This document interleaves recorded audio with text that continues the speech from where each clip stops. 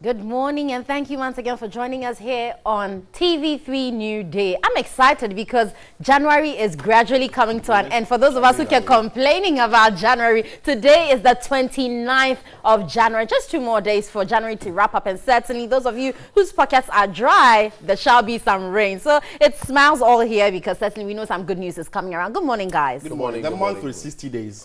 I'm gradually pushing it out. I know, gradually. Well, we're excited that you could join us this morning. It's the 29th day of January. It means that it's 2 days away from now. You can be smiling to the bank. I'm sure some of you already are smiling to the bank.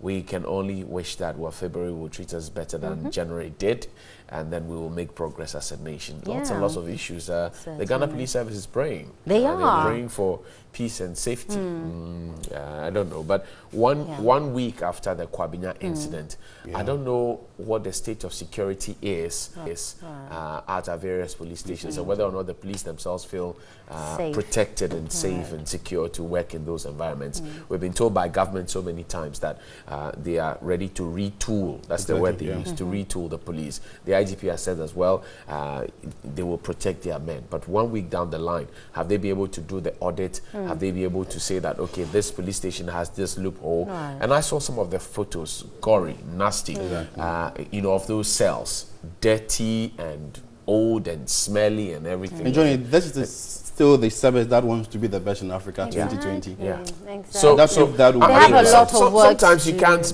blame the police entirely for it, because the police would need funds from those in authority.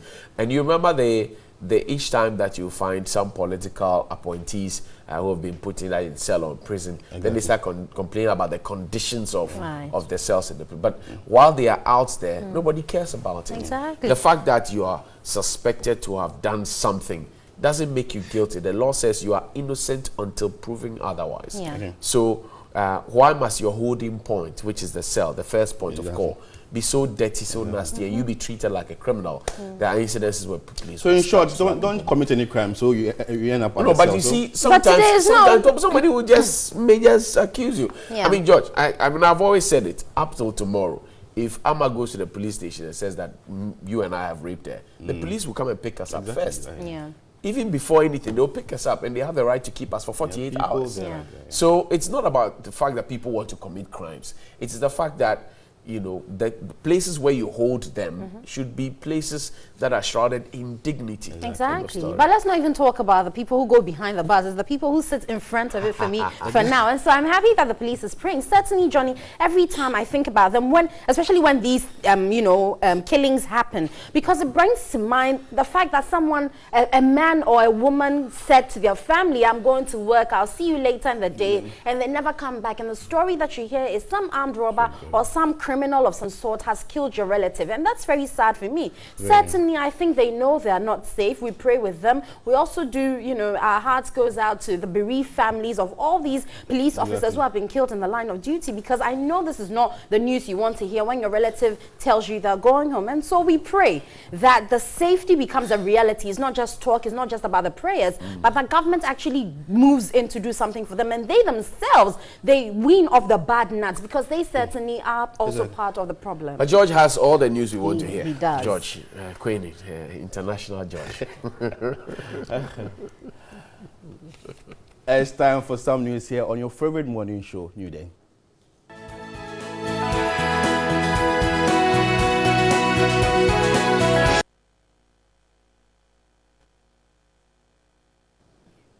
I'm George Quinn, and now the news in details. The Accra Metropolitan Assembly, AMA, has warned advertisers to secure the necessary permits before mounting billboards in any part of the capital. A task force from the Assembly, together with some members of the Advertising Association of Ghana, Sunday demolished unauthorized billboards in part of the metropolis. Was the focus of the demolition exercise, which began Sunday morning. Some of the billboards have been mounted here for over a year without permit. According to the Advertising Association of Ghana, over 200 illegal billboards were spotted within Accra Metropolis in 2017. Executive Director of the association, Francis Dadzi, says the association has not taken any action all this while owing to the lack of political will. AAG cannot take action because it has to take action in collaboration with Assembly, which by the Assemblies Act has the mandate as a planning authority. So they determine this. So we can only collaborate with them. So now they want to collaborate with us. That is why we have brought cranes and other things to support them. The previous assembly, they didn't want to see us. For it, they didn't want to see us because they had an individual who was an all in all.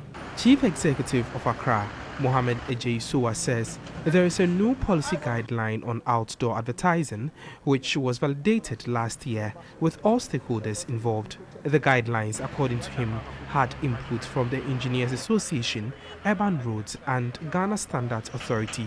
The Accra mayor explained, pulling down the billboard, it's not only to keep the city clean, but also to ensure the safety of road users. We see a lot of banners that are in town that are illegally hanged, especially the tertiary institutions, Legon mature students, Knoxford, Wisconsin, Winneba, something at law, all of them. And they do it deliberately. We are removing it now and to caution them that anytime we see your banner or billboard, the law will catch up with you. He added that the process of acquiring a permit is spelled out clearly in the new guidelines, noting their determination to enforce the law. The exercise is expected to continue throughout the week ahead of the National Sanitation Day on Saturday. Away from that development, let's move to the educational sector, where Minister of State in charge of tertiary education, Professor Kwesi Yankah, has urged technical universities to devise plans to develop the specialties they are known and highly recognized for. He says they must desist from duplications of study programs they offer to make them unique and also help in producing quality for the country's human resources. In 2016, the government of Ghana and Germany entered into an agreement to exchange academic knowledge and services. The 4-year project agreement has a 200,000 euros budgetary allocation for building the capacity of the Cape Coast and Kumasi Technical Universities and some other 4 universities of applied sciences in Germany. Minister of State in charge of tertiary education, Professor Kwesi Yankah, said government is putting in measures to have free technical and vocational education system that will improve the human capital and innovations for job creations. The strategy has been to expand technical and vocational opportunities at both secondary and tertiary levels.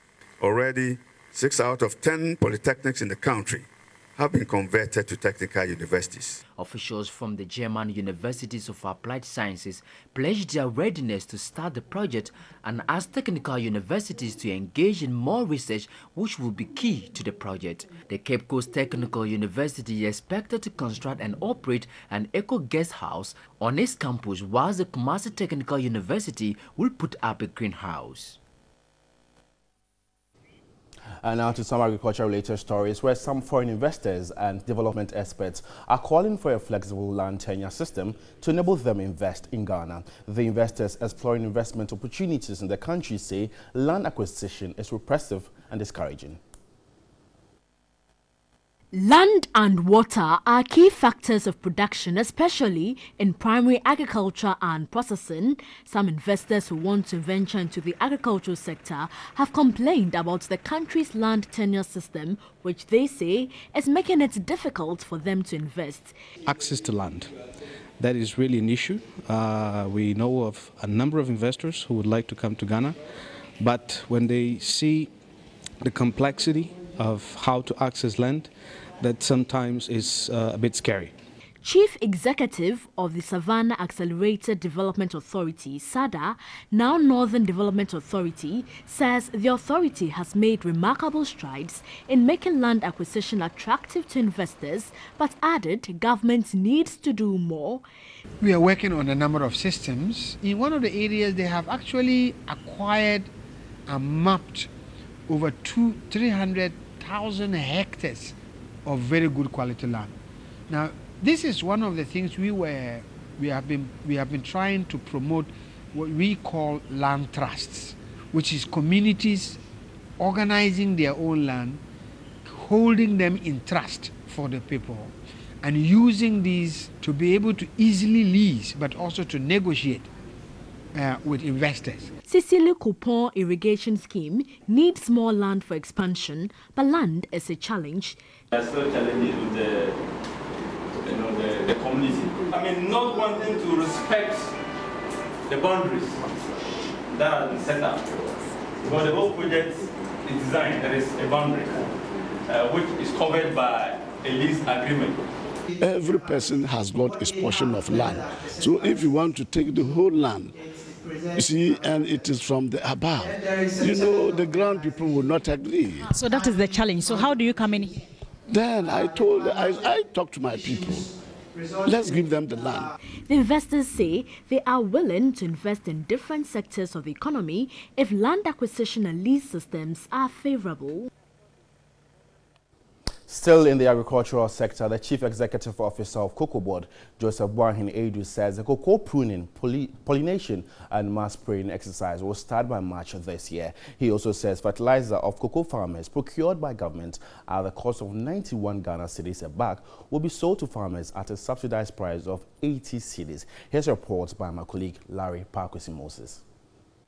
As part of his working visit to the Bunafu region, the Cocoa Board CEO paid a courtesy call on the Omahene of Goso, Nana Kwesi Busumpra. Joseph Edu sensitized the chief and his elders on the medicinal values of cocoa as an immune booster for both the young and old. He said government is in the process of launching a program to encourage the consumption of cocoa in schools to promote good health. At Sankore, the Cocoa Board CEO. I mean, I can say that he picked me, but he would have done more than me. He says his son will go far with his talent. And this is very encouraging, and that demands, you know, attention from duty bearers. But that's it by way of news before. So let's start off with Daily Heritage. It says Parliament summons Minister and Registrar over ban on names such as Nana Ni Jr. They are to appear tomorrow. Also, COPEC urges government to review the petroleum taxes. Then the finance minister has been dragged to the Supreme Court over the $2.2 billion bond clearance. Finally, Occupy Ghana is to sue the Births and Deaths Registry over the bans of the names. Well, this naming thing is not going away anytime soon. I'm happy Parliament has summoned Mr. Agbeko and the Minister Jalima Mahama to appear before it. I've heard people already calling for Mr. John Agbeko's head and saying that, well, he should go, and that, well, if he's arrogating powers that the Constitution doesn't grant him unto himself, only heaven knows what he may have done in the past, you know, taking, you know, the law into his own hands as it is. But I think that those are too early to make. Those calls are too early to make. Let's hear what Parliament will have to, you know, say about it tomorrow, because most of our parliamentarians themselves have Nana and, you know, so now you're thinking, Charlie, will it affect them? I mean, I think the underlying point is the fact that no one seems to understand where the agency stood to declare this act or law, or it was just a misunderstanding of what really, Johnny, of what the law stated. Because when you clearly read the Occupy Ghana letter that has been sent out, and they've mentioned the act and the law that backs whatever. 301, 1965. Yes, that's it. That's the Birth and Death Act. You know, it doesn't say anything about the kind of names. It just only tells you that if a name is brought before you and that is the name the child was baptized with, then that is what name you shall give. And so I don't know where this whole decision on how to rearrange the names or which name is accepted or not came from. But certainly they do need to go to Parliament and come to a finality on this matter. But I don't know whether when Parliament meets them, then the Occupy Ghana issue will be taken away, or they'll come together to a compromise on how to deal with them. I don't know, but in this era, and I will say this again, in this era where the president says we should eat Ghana, speak Ghana, wear Ghana, drink Ghana, think Ghana, and now we want to sacrifice our names. I don't think. And I've been following the arguments that have been made by Mr. Agbeko.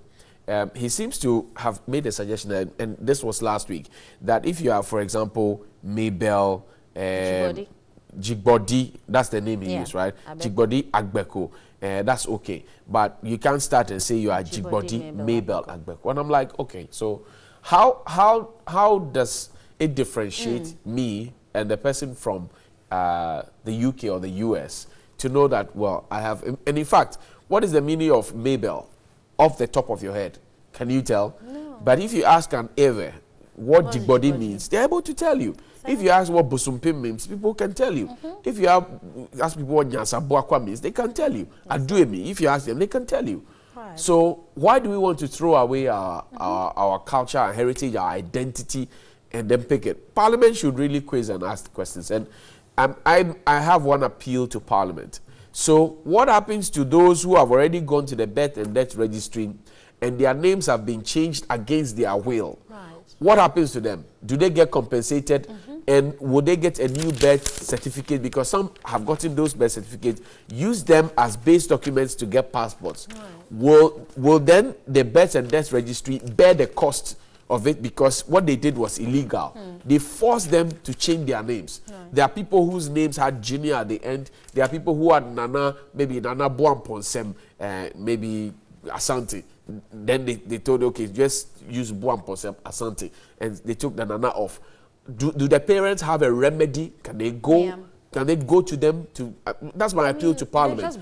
Parliament should, yes, they should cough up the money because this is illegal. Yeah. According to the law that they operate with, it's illegal. The fact that you have a chance to decide how to run the operation, you cannot go against the Supreme Law. But coming back to the names, I chanced upon a very interesting discussion where someone rightfully raised the issue about surnames. Why we tend to think that a surname has to be a masculine sounding name and has to be of a particular form. And so if I say my name is Nanama Adwa, someone says, what is your surname? But really, maybe the Adwa is my surname. And you realize we've had those issues a lot of times. If you know there's a particular group of people from the north who have a trend of naming where their surnames don't, to us, seem like the regular surnames. But really, who defines what a surname is? The Bonahafu region. Exactly. From the Bonahafu, you have the Frimpomas, you have the Ejewa, you have somebody who's a Philistine. And all that, and everyone is asking, so what is the surname? But so far, who defines what a surname is? It doesn't have to be your father's name or a particular, we want an Ajiman or a Hughes. No. So far as it's the last name, it qualifies. And I've heard people also talk about Christian names. I mean, yesterday I saw an interesting trend where someone said, it's not even Christian names. There's nothing like that. It's christening names. So the name that you were baptized with or you were christened with is what it's taking. So it doesn't have to be a John or a Matthew or something biblical. But if any name that you become a president. Any name that you were christened with is the name that we term. So there's nothing, maybe let's all start this education. There's nothing like a Christian name. There's nothing like a surname that has to be formed. Any name that is your last name qualifies. So maybe that is where we should be. And they should sit down and find a way of getting the registers, I mean the certificates issued within the shortest possible time when this whole thing is remedied. Because for me, look, if somebody has had their child, you don't know what went into the thinking. And then they walk up to your office. Imagine if the person has spent, say, 100 Ghana or 60 Ghana to acquire, 75 Ghana to acquire a birth certificate. Another maybe 100 Ghana or 200 Ghana to acquire a passport. That's cost. Plus all the frustration, go and come, go and swear an affidavit, go and do this. Who bears the cost? That's the question I want Parliament to ask Mr. John Agbeko and Hajia Halima Mahama. Those are the questions I want Parliament to ask them. That those people who have already been wrongly pushed or coerced to change their names, who compensates them? If not, then maybe we also have to go to court and check out. Maybe we'll have to tell Occupy Ghana to go to court on But Johnny, COPEC is also talking about the petroleum taxes, and I, for one, seem to think that when government will always find a way of letting the taxpayer pay. Because what I've seen is if they bring up a particular taxation and we don't go along with it, then it's the fuel that seems to be always be the one to suffer. You pay for the fuel, and then it comes back to those who drive. Because I feel that at that point when the fuel becomes a big issue, we should push government, especially the transport system, to work. Johnny, I'm sure most of us will park our cars to use regular buses if they were available and convenient. But the challenge is that, yes, of course, and decent. The challenge is you really don't have that. And so it is a person who's driving 1 or 2 cars in their homes who's going to suffer at the end because you have to fuel your car. And mind you, right now, the consumption, the heat, most people will use air conditioners, and then you keep paying for something. But I don't know where Ghana is going when we keep paying tax tax in one way or another almost every time to his petrol. I think that one of the major taxes that the MPP promised while in the opposition to cut down heavily, or if you will, eliminate, because they named them as nuisance taxes, where some of these taxes, especially on petroleum. In fact, the public is beginning to bemoan their regular increment or increase in the fuel price or fuel price hikes over the period. And, you know, sometimes somebody made an argument to me that if the fuel was selling, say, at 2 cedis, and then you come and you increase it to 6 cedis, and then you reduce the price to 4 cedis, you still have an increment of 2 cedis. You do. Because it was selling at 2 cedis, you shot it up to 6 cedis, then reduced it to 4 cedis. You still have increased it by 2 cedis, which is some percentage, maybe 100%, because by 6, if it moves to 6 cedis, that's 200%. So people are beginning to ask questions. And I always say that, look, the Ghanaian voter, the average Ghanaian, is becoming wiser and smarter by the day. They don't now take things hook, line, and sink, the rantings and propaganda, whatever it is. They now will look, listen, and analyze every single sentence you make. Now, you made this promise to us on such and such a date, and you made a promise that it was going to be achievable by such and such a date. So when it gets to that date, they would like to monitor and engage if you have done what you have done. If you have not done what you claim to have done, they will ask you questions. If you are not able to answer the questions, they will go the other direction. So for me, our lives revolve around fuel, energy, and all of that.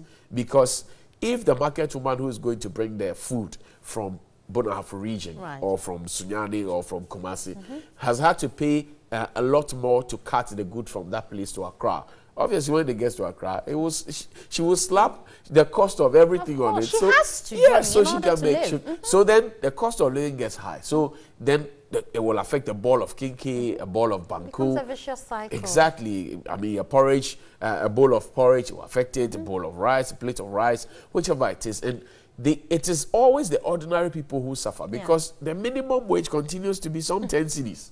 So if you're getting minimum wage and you're working for 30 days, that's 300 Ghana cedis. Out of which you buy food. Food, you pay your tithe. Electricity, okay, water. pastor will take tithe. You take plus transport. extra offertories you give. Exactly. Seed sowing and all those things will come in. So the cost of living is most important. It's one of the key issues that people look at. And good morning to you, Finance Minister. Good morning to you, Mr. Boache Jacko.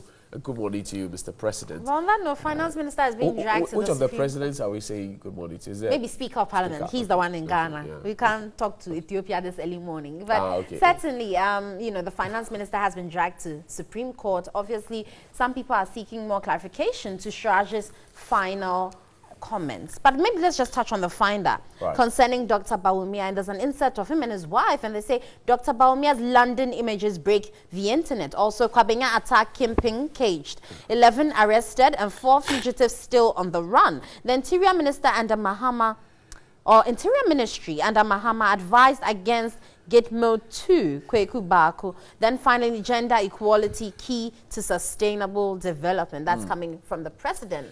I am happy about the Kwabena Kimping who's been caged.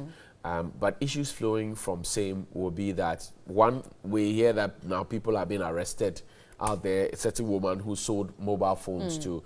nobody wants to interfere in the work of the police. But if I'm doing my private business, I'm selling phones, I don't know what work you do. You come to my shop, you buy the phone.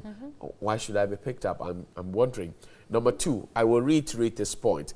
What is the state of security at our police stations 1 week down the line? Has anything changed?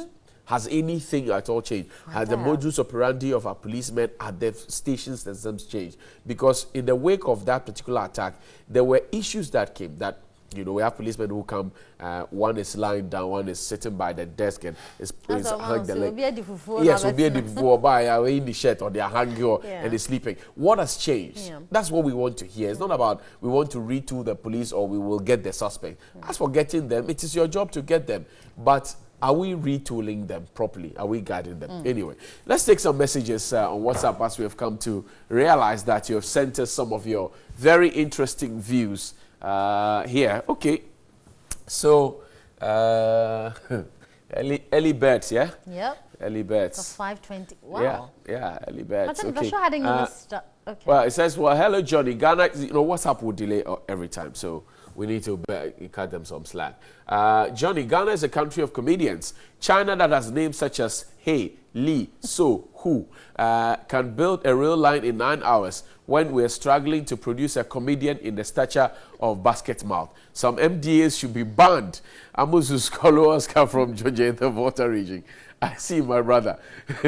AU Farouk in Tamale says, good morning to you, Johnny, and to your panelists. Indeed, we're safe. Are we safe as a country when those to give us security are now crying for protection? In fact, but the security lapse is currently going on. My life as a citizen of Ghana is not safe under the incompetent government of President Akufo-Addo. Something must be done, you say. We thank the NPP for the shopping videos of Dr. Baumia. We, however, want to find out if, oh boy, the system is jammed, huh? It's jammed. It's jammed. Okay, let's check the portals out. I'm sure Johnny we is can. back. Yes. Is it? Yes. I can hardly feel it that it's back. It's not back. Let's check the portals. Oh, wow. It's jammed there. Okay. I'm sure we can rant at this point. Yes, yes, but we're all ranting about the same thing everyone seems to be ranting about, the names. And Parliament has summoned the Births and Deaths Registrar as well as the Minister for Local Government. Let's see what you have to say out there.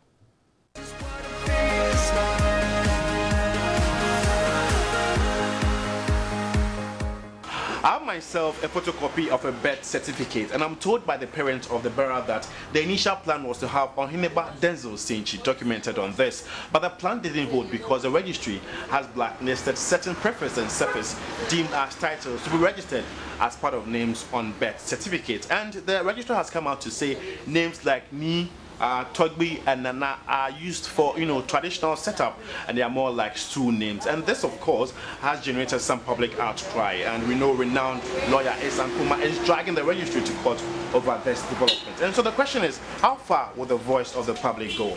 This is Daily Rant. Let's keep talking. Yeah, Ghana for. Yeah, you are quite a fast to 2 years. Yeah, Tiani to D. Me, your friend Gladys, but many are coming in Yaja. I say, Obono become the Gladys, Nippon so the Gladys. Well, it's a young meeting. It's a say, I translate who say, as I say, ya fire ye dean, Obiao, or suddenly nobody in Shira, or some men in Shira, but Obi trouble blessing the abattoir because I am brofu. Papa and Yoni and Cano, on Thomas and on Sandra side and Hubio. Obi in Shira, one a blessing. Obi the fache, and I forgive because you are trying to forgive because of a brofu. It's the end of your father for the Debbie. The same. Medias, I am a cassette.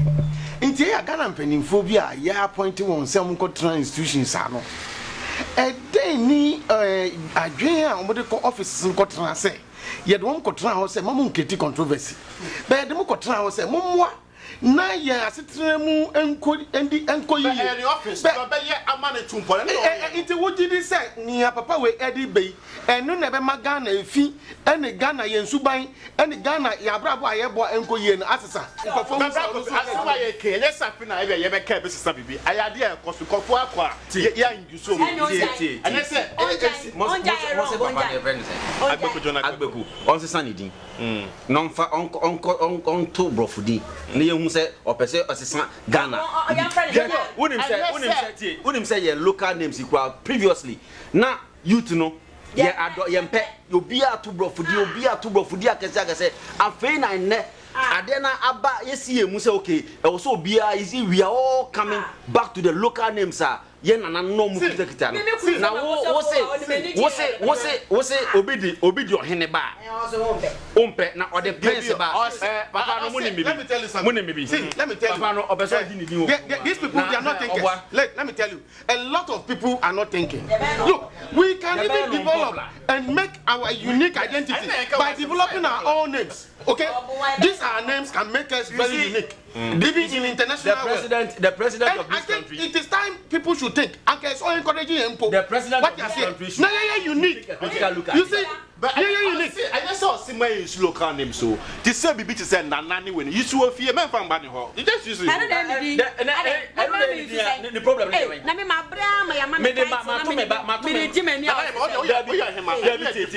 Matumi di Mammy si Benewa. What's a one pema?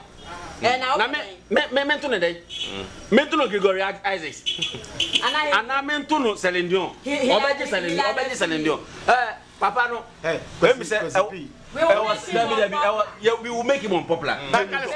This man at Shell said, yes, yes, out in the office, or see, yes, I don't complain. Why? Or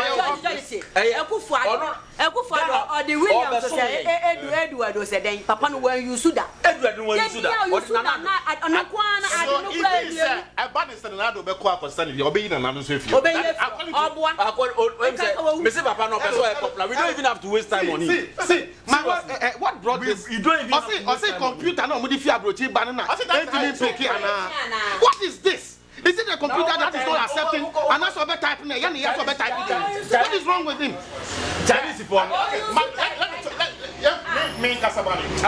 This boils down to the issue of Ghana being. This boils down to the issue of Ghana being Cartoon Kingdom, because in Cartoon Kingdom everything is possible. This is why he's doing this. We are abusing it.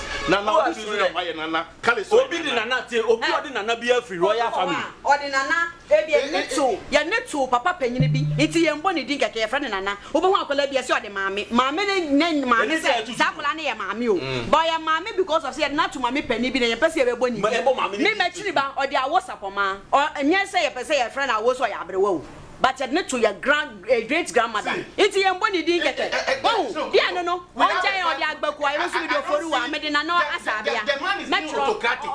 if what you are saying, any problem, Ghana say we are abusing those titles now. It doesn't lie in his mouth or in the decision. And how do you know the parliament is there as parliament in national law and not complaining say we are abusing titles. Why must he alone be doing this? Oba me shine.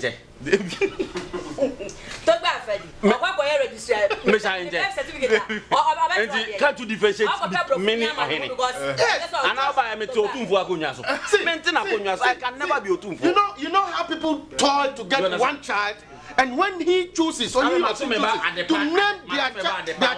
child at the park because of the toil and the struggle they went through, then you sit in your room. Hey, babe, be careful. Be careful. Be very, very careful. Be very, very careful. This is not one of the things that we want. This is not one of the things that will make Ghana progress. These are some of the people at the sabotage government. Almost the whole country, everybody is against this decision. Push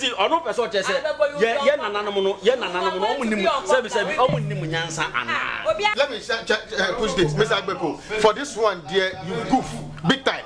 The whole country is in unionism that they don't like this. Okay. And I believe that quickly you reverse this thing. Anybody that you've denied him of his certificate because previously you were doing it and you didn't do it, please quickly amend it and do that quickly, because this thing is going to court and I'm telling you.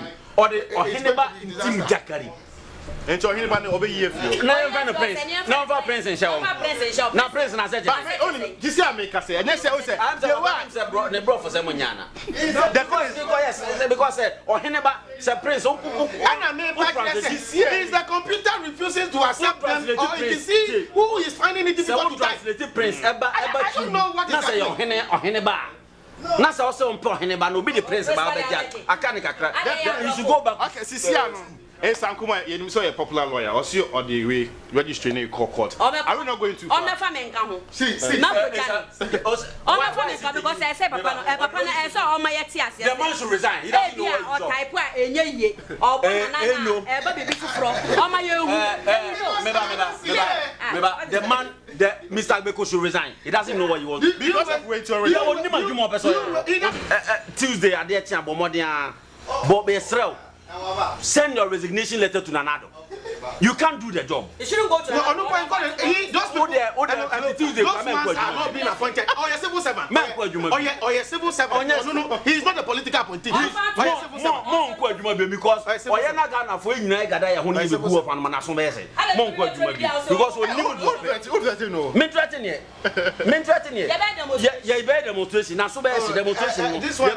this one, we don't give him attention. He doesn't need this. We have man aside. No. But okay, non-starter. Now we one man authorities. One man authorities on. I said in the office, I said, Papa, Agbeko. We don't. Ghanaians don't have issues with you. If you can't do the job, simply put the job down and leave the office. And let us have competent people who understand Ghanaians and come and do the job. I'm not competent because in the office, and if this is like. That's on your computer. I don't get it. Don't be saying office. And you say because it's my office, before you attend the office, I give you a slap. You slap has it affected you? I affect you. No, I'm just saying. No, I'm just saying. Oh, Bible Christ, one yam money and one yam mammy. Yes, I used to kind. This is Ghana. That is surface. And some Yana and Banam and Jessica, who got me for the life to some registration. Number do one, say, who you soon and I didn't mean to the Yama way. Number wasting the whole day, my wasting time. We're selfish. You are being selfish. If you sit isolated from this issue, then you are selfish. Okay, so what do you guys want to simply we now Ghanaians are interested in our local names, and we want to use them as and when we want to. I think you guys are getting it wrong. No, Castle, you're pro. Amma, Boatio, Obergestam, Amma, a local name. But who was so Nanama and all that? Actress way, Nanama Brown. What trust I didn't sign? It's beginning to say no Brown. I'm a Brown, the Bone say, oh no. Mammy was the man who cried fast. I didn't crack. I'm with your friend Amaka and So as you can tell, the outcry of the public is gargantuan. It's a no-no for them, and also they want the registrar John Agbeko to resign because he doesn't know what he's doing. Let's know your thoughts on this.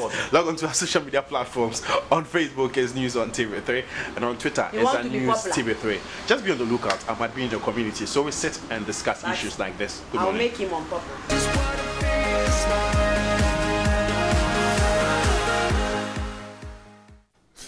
And we're told that Mr. John Agbeko will be made unpopular. The rancher certainly is not excited. Let's check out your messages. It says, we thank the MPP for the shopping videos of Dr. Baumia. We, however, want to find out if he has completed his medical leave, and we were told and has commenced the shopping leave. We're excited that we can see our Vice President or VIP in good health spending our tax money on foreign goods while our President is promoting made in Ghana products. We await him with our phantom from at Kotuka International Airport to give him a rousing welcome. Kindly let us know his date of arrival. Bring back Baumia. Hashtag BBB from Sek Shibis New Edubiasi Zongo. Good morning, TV3 crew, especially Johnny Hughes. My candid opinion, I'm not in support of the Birth and Death Registry Department idea of saying names like Nana, Junior, etc. are not needed in our certificates. Even the President of Ghana bears such a name. I think the head of the Birth and Death Registry Department must be sacked. Oscar Amuzu Solo from Georgia, the Volta region. In the same manner in which Judge, Chief Justice, Brigadier General, Prime Minister, President is a title in the English language in particular, so then you, Nana, Opinyi, Ni, Na, Nene, Na Abu, Awalai, Wura, Togbis, Fiaga, Asafuache, etc., etc., are also titles in their respective languages and culture. Simple, basic logic interference that we must all attempt to master. Okay, I don't think parliaments occupy Ghana and the Ghanaian media were existence when a 40-year-old woman, Madame Sueba, mysteriously lost her baby at Kolebu Teaching Hospital. Was it Kolebu? Not even an ant got punished. This is not to say that I support the birth and death registry's action, but I'm only amazed at the magnitude of attention that we're giving to it. The Sueba story happened in the Ashanti region. I so much remember the Confanashi Teaching Hospital, not Kolibu. But we'll take a break at this point. When we return, the news review segment is on, and you can keep sending us your thoughts and comments on WhatsApp 050-823-5228. I know you want to fry Mr. John Agbako, but please, easy, relax. Maybe I'll be fine. Why? We'll be right back after this break. High grade family. Move.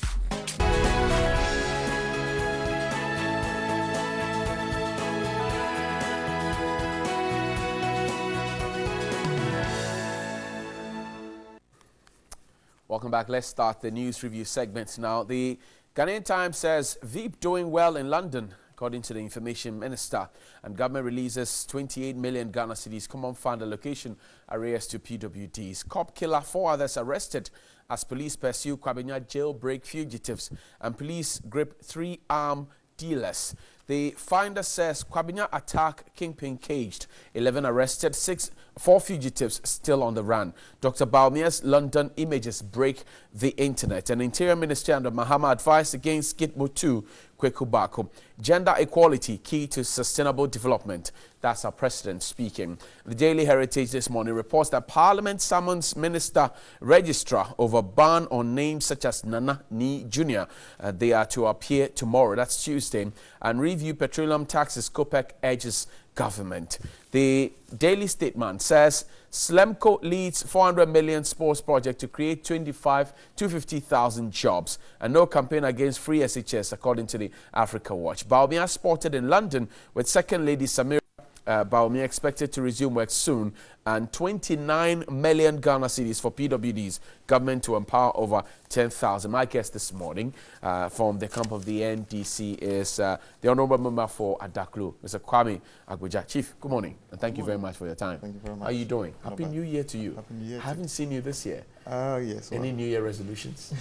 Well, just to keep safe and hope for the better. I see. Kofi Ameya is a member of the NPP's communication team from the USA. Kofi, Johnny, I wish I could extend my hands over there. And Happy New Year. We can do a high five. Happy New Year to you. Yes. New Year resolutions for you as well? Just hope Ghana gets better and keep hopes alive to ensure that the youth, more especially, gets job and that the promises that we've made to the good people of this country will be delivered. Yesterday, I cited a letter from the Director of Religious Affairs of the Ghana Police Service. They're putting together a church service to pray, as it were, for the safety and security of the personnel.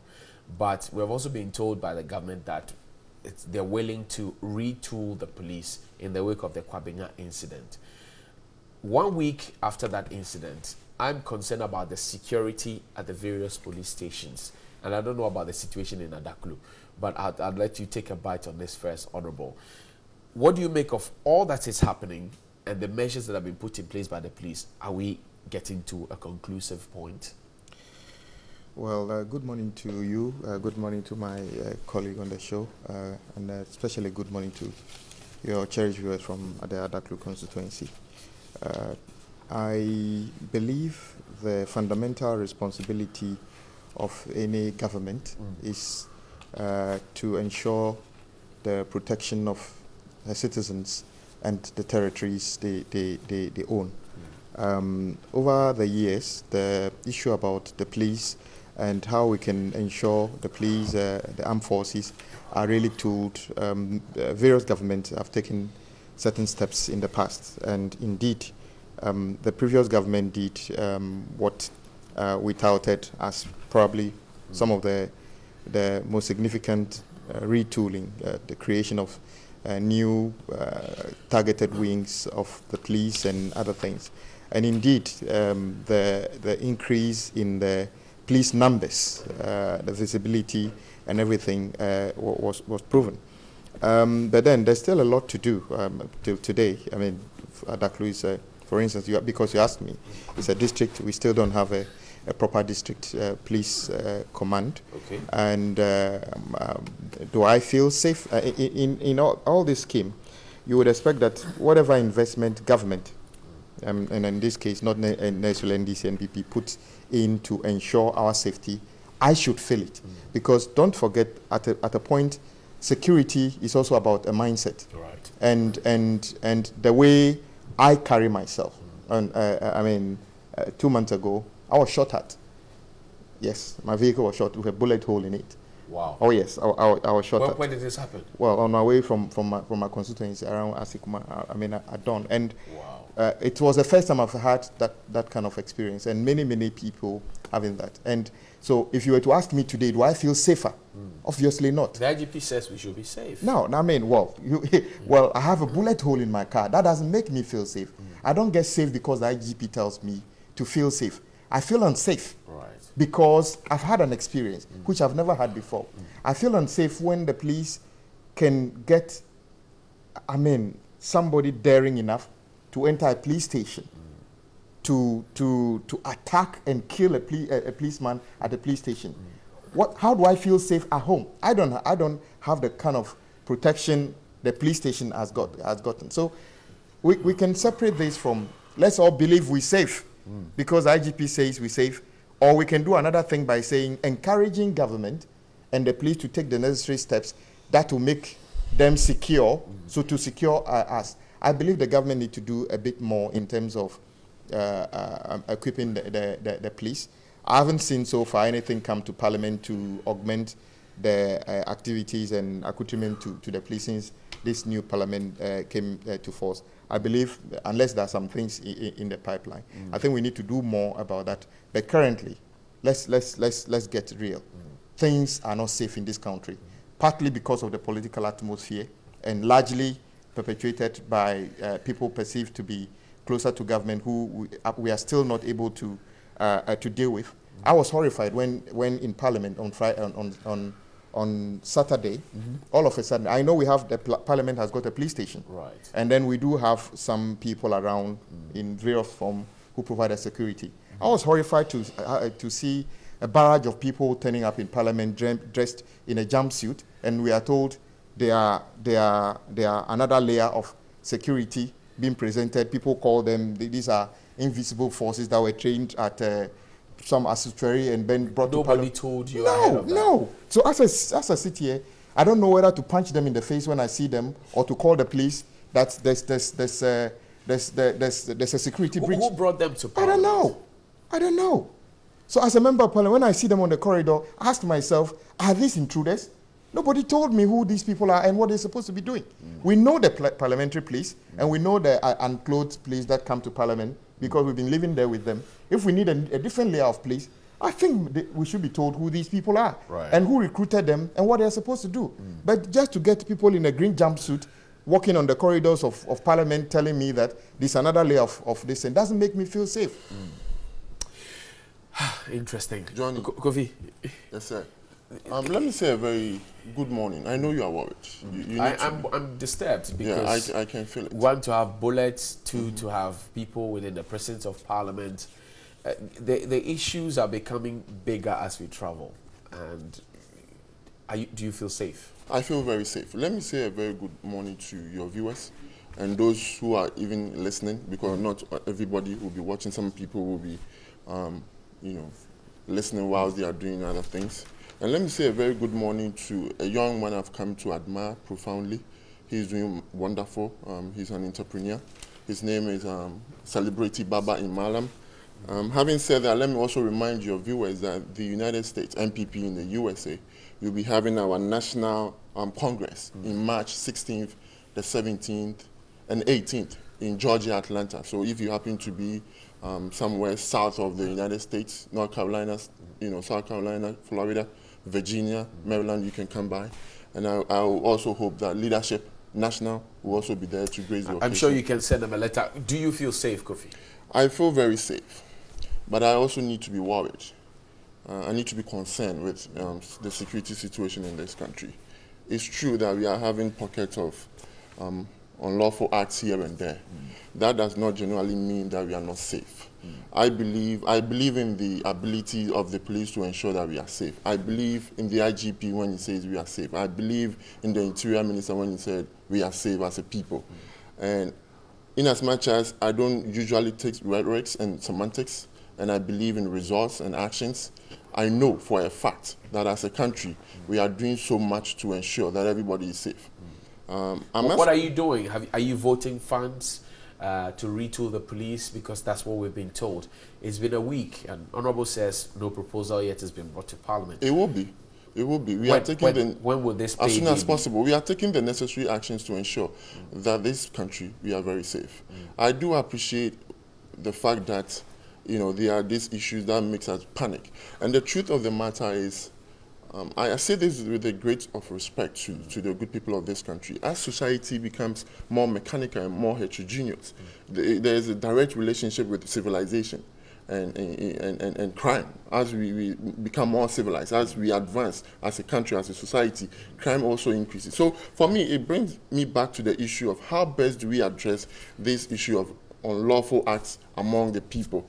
And I believe, one, they need to indeed be resourced. That will mean that we need to reprioritize the things that we do in this country, taking more to fund the police in their activities. And I've also come to realize most of the crimes that are committed in this country are not so sophisticated. So we need more intelligence, more training, more education for the police so that, you know, one thing that I've come to realize that I don't understand why they should be living in a secluded area, more or less like a barracks, the police. When you go to the advanced countries, you realize the police live with us. I live in an apartment in the United States of America where I see almost every morning about 10 police cars parked at the apartment. Because they have the cars, because they have the sidearms, because they have the walkie-talkies, because they have the bulletproof vests. I was coming there. We need the resources. And one thing that I found very ironic was the fact that some couple of days ago I met 2 police officers and I asked them, what is going on? Don't you have at least bulletproof vests and all of that? He told me, we do have all of these things.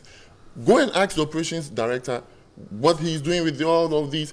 But I want to say something with the greatest of respect again. Let's not create the situation as if we are in a situation. I appreciate the fact that you were shot at, and I'm very sorry for you to go through that experience. I can't imagine. The reason why I'm saying this is because I'm a black person who lives in the United States.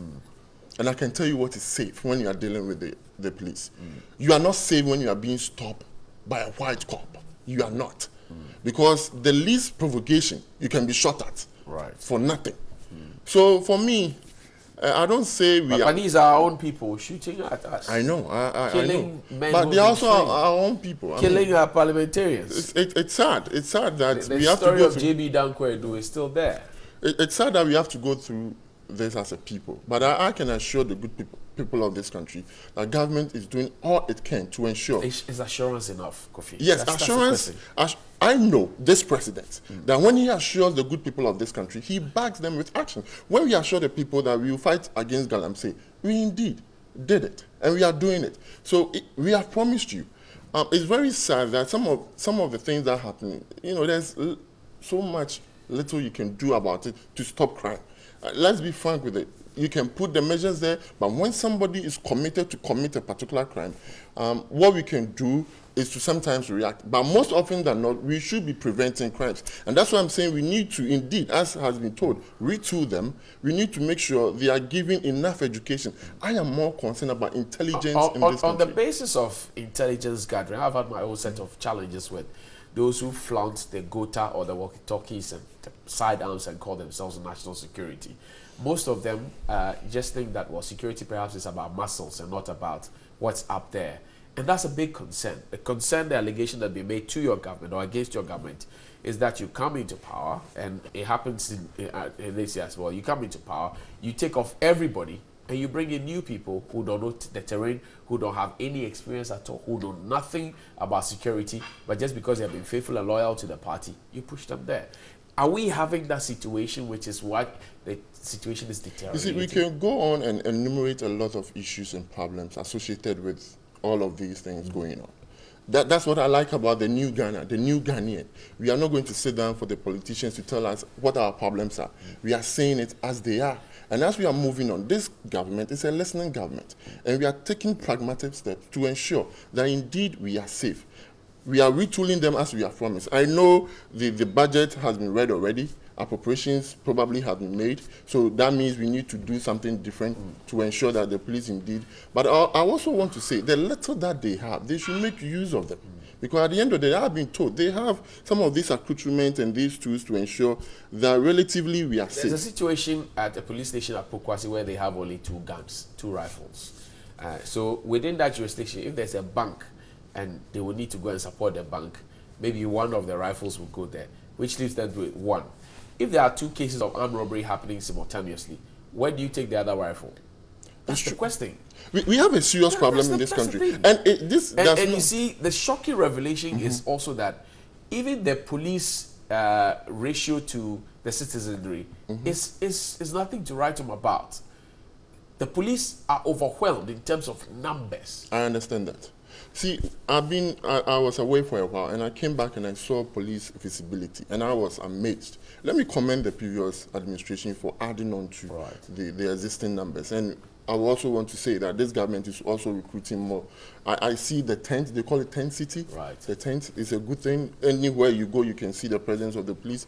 But we know that is not enough. For example, why is every police officer not assigned to a shotgun? That we can say, even the case of the bullet can be identified to who or which person that particular gun belongs to. So we have so much to do as a people. We have so much to do as a government, and we accept that responsibility. We believe we've not done much. Going back when will we see changes? Finally, when maybe Honorable will take a. If I sit here and give you a day or a date, I'll be very disingenuous to the people who are viewing us or watching us. But I know for a fact, I know we have a president. When he says I will do it, indeed he will do it, and the facts are there. He said he will fight against Galamsey. Indeed, he is fighting against Galamsey. He said he will provide free SHS. He provided. So let's have the assurance that we have a leader who is committed to making sure that he will deliver every promise he has made to the good people of this country. And remember, security is of so sensitive and very top concern to the president. When he was appointing people he wants to work with, he appointed most from the security aspect. The Department of Security were so much and than any other ministry. That's another province where people have had challenges. That look, we have a national security minister, interior minister, minister for the defense. The results, national security, and yet we're not seeing the results. The results will come. I tell you, we are making results after a full year. I understand. See, the problems I've so known Honorable for more than 5 years. Nobody has shot into his vehicle before. I understand. Why now? The fact that it happened now does not mean the whole situation or the whole problem. I'm not generalizing it. I understand. But if you look at what has happened, grenades were found at Odoko. Johnny. Those Johnny, we can go back. That the IGP himself enumerated. Of course. In the recent press conference. And says that they have apprehended 2 out of the 7 fugitives. Sometime in 2016. A policeman, ASP, Inspector Shilevi, has been killed, who takes care of his family, who takes care of his children. In solving these security issues, the results will show. I want to plead that you But you don't know when the results will show. That's the problem. I won't give you the date. It can happen tomorrow. Okay. It can happen the day after tomorrow. Or maybe not. It will happen. Okay. What I do know that it will happen within the 4 years of the MPP. I hear you. Honourable, take a final bite on this one and let's go to the next conversation. You see, I appreciate the views of my colleague on the program. But you see, security, like I said, is also about perception, and it's also about the things you physically need to do. The first challenges the current government had was to be able to control and create a sense of security in the country based on the conduct of their own members. And it took a long time. I would say that the rampant nature of the misbehavior of their own members under the auspices of Delta Force, whatever thing, has subsided a bit. But you see, it's given room to other people to take to doing things with much impunity. And indeed, believe me, I take extra steps these days, personal steps, to make myself safer, because I can't just take things for granted anymore. And I don't see anything from government to make me feel safe. I can't see, they said they were doing recruitment into the police. I don't have a problem with that. But the police needed more than just the numbers. I can't see any new things happening with the police. The other time somebody was asking how safe are our police stations themselves. Nobody is answering that question. I'm asking that question because 1 week after the Kwabinya incident, I don't know how safe the police stations are.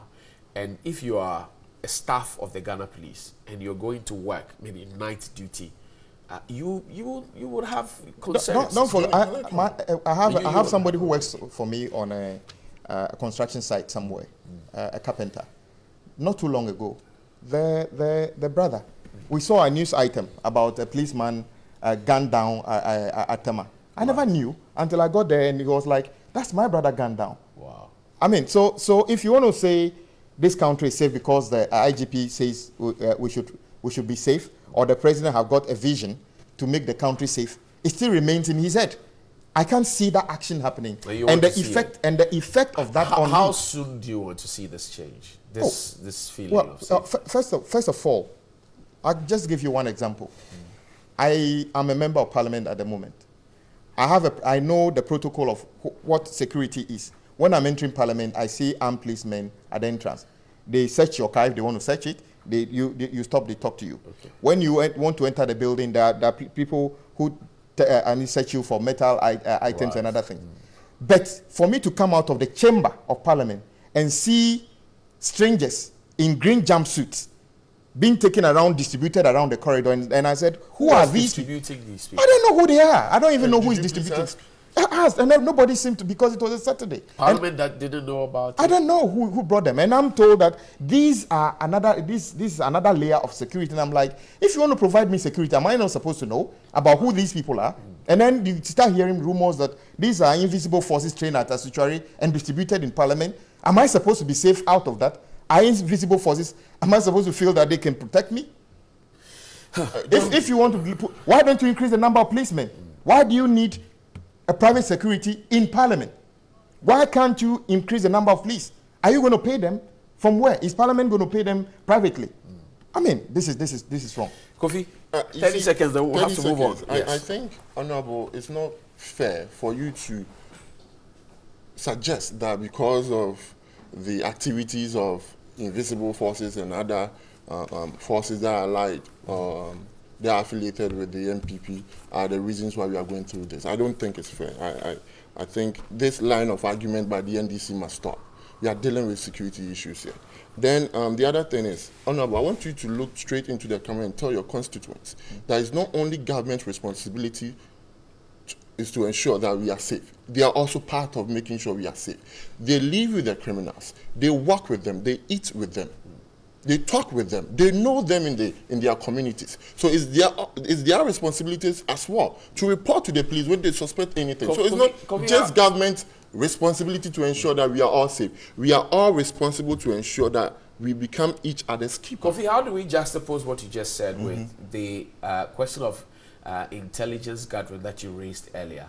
If I'm a private citizen, what level of intelligence gathering training do I have? I went to visit I went to visit my mother in Germany when she was sick in Bremen, and I went with a cousin. She left me at the hospital and she came home. Then I came home, she wasn't around, so I was trying to look around, walk around. I saw 3 police cars coming. They came to ask me, "Who are you?" Started asking questions. That's what a responsible citizens do. They don't know you. They don't know who you are. They don't know where you are from. You're talking about police cars. No, I'm not talking about cars. Okay. It doesn't matter if it's cars or whatever. But I'm saying we are also responsible to ensure that we are safe. If you suspect something, if you see something untoward, if you see something is wrong, report it to the police to ensure that we are all safe as a people. I agree. Thank you very much. Let's move on now. Vice President Bawumia is being spotted out there in the streets of London. Minister for Information says he is safe, he is healthy, and he will come back to work soon. Honorable, so pictures, videos out there, does it settle your mind that Vice President is indeed alive and well, healthy, and ready to return to work? Well, I want to take the opportunity to thank God that our Vice President is safe and doing well. We wish him well and wish him back as quickly as possible to work. As a member of Parliament, I've been called to Parliament on 2 occasions within few days to come and witness the swearing in of the Speaker because of the absence of the President and the Vice. So Saturday, I have to miss 2 important events in my constituency because it was only announced in Parliament on Friday that on Saturday morning we will sit. So there's a cost to this situation about the Vice President. But there's a more important thing that Ghanaians must have tell me about their minds to. As we sit here, I can call myself, I have knowledge about what a hospital should be in terms of design and equipment and other things. And then the professional, the personnel come in. I am saying that we have at least 4 hospitals in this country that are comparable to any hospital in the world in terms of design and in terms of equipment available. So you're speaking as an architect? Yes, yes. And I've done a couple of hospitals, both here and in the United Kingdom. And I'm saying that the fact that we've not been told how serious the Vice President's condition is, warranting that these facilities couldn't treat him, that he needed to be taken out, and then the personnel in this country. Don't forget, some of the medical doctors we have here have also worked everywhere else in the world. They know whatever can be done. And then we had the information minister says that the Vice President left the country because of pressure from family. And I'm saying that that is not a justifiable reason for a Vice President to leave the country simply because he's tired, and if he stays at home, his family or relatives would bother him. The pictures being shared by his wife, I think it's just rubbing it in. You're talking about Ghana doling out thousands of dollars to just say that everybody thought you were really sick. In other words, we're not really sick. It's just like when you feign sickness and then you get exit from school, and then you are seen at the shopping mall loitering around. When the headmaster finds you, do you think that's what the Vice President? Because that is what he's saying. I mean, that's if you. I mean, standing in front of. Gallivanting on Bond Street. They're taking a walk on Bond Street. I mean, what are they living on the Bond Street in London? You understand? To just prove to people that you are alive. That is not a problem of Ghanaians.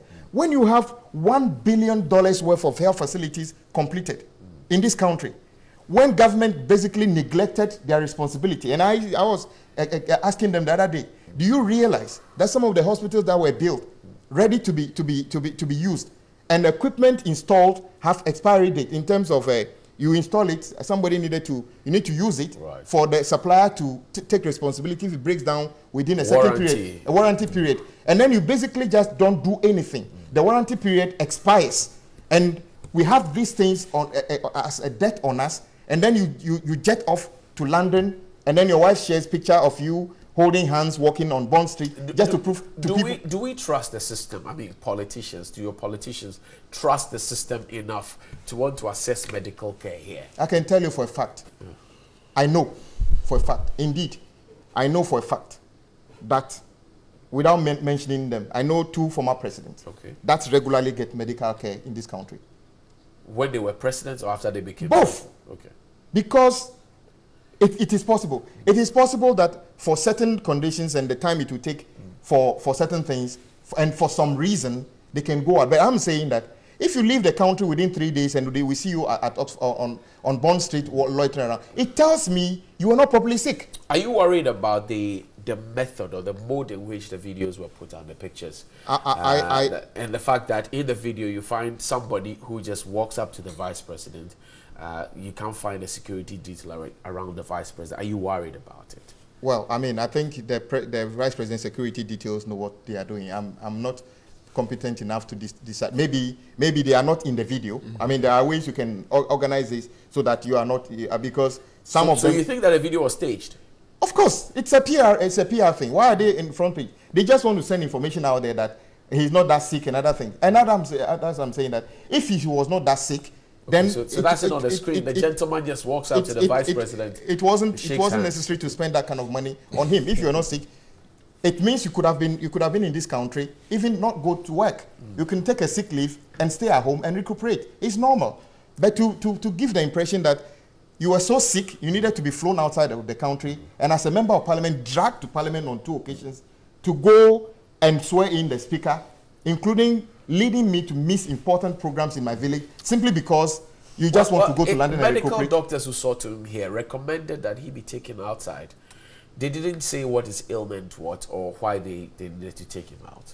So medical doctors in this country recommended that they have no capability of treating whatever they treated that made him okay within 3 days. They couldn't treat it. I would like to know that those doctors who recommended that he was so sick of something that he needed to be flown out. And the British doctors were able to treat that serious condition for the vice president to be okay within 3 days, then there's a problem. Kofi? What did I just listen to? What is going on here? I find this very, very, very appalling. Why? Because why do we need to do this as a people? We have a capable vice president who, for one reason or the other, didn't feel well. His doctors advised him being taken out of the country. We are grateful to God and Allah that now he's doing well. We are blessed with such a gentleman. Honorable Abuja says he could have been treated here. I'll come there. Right.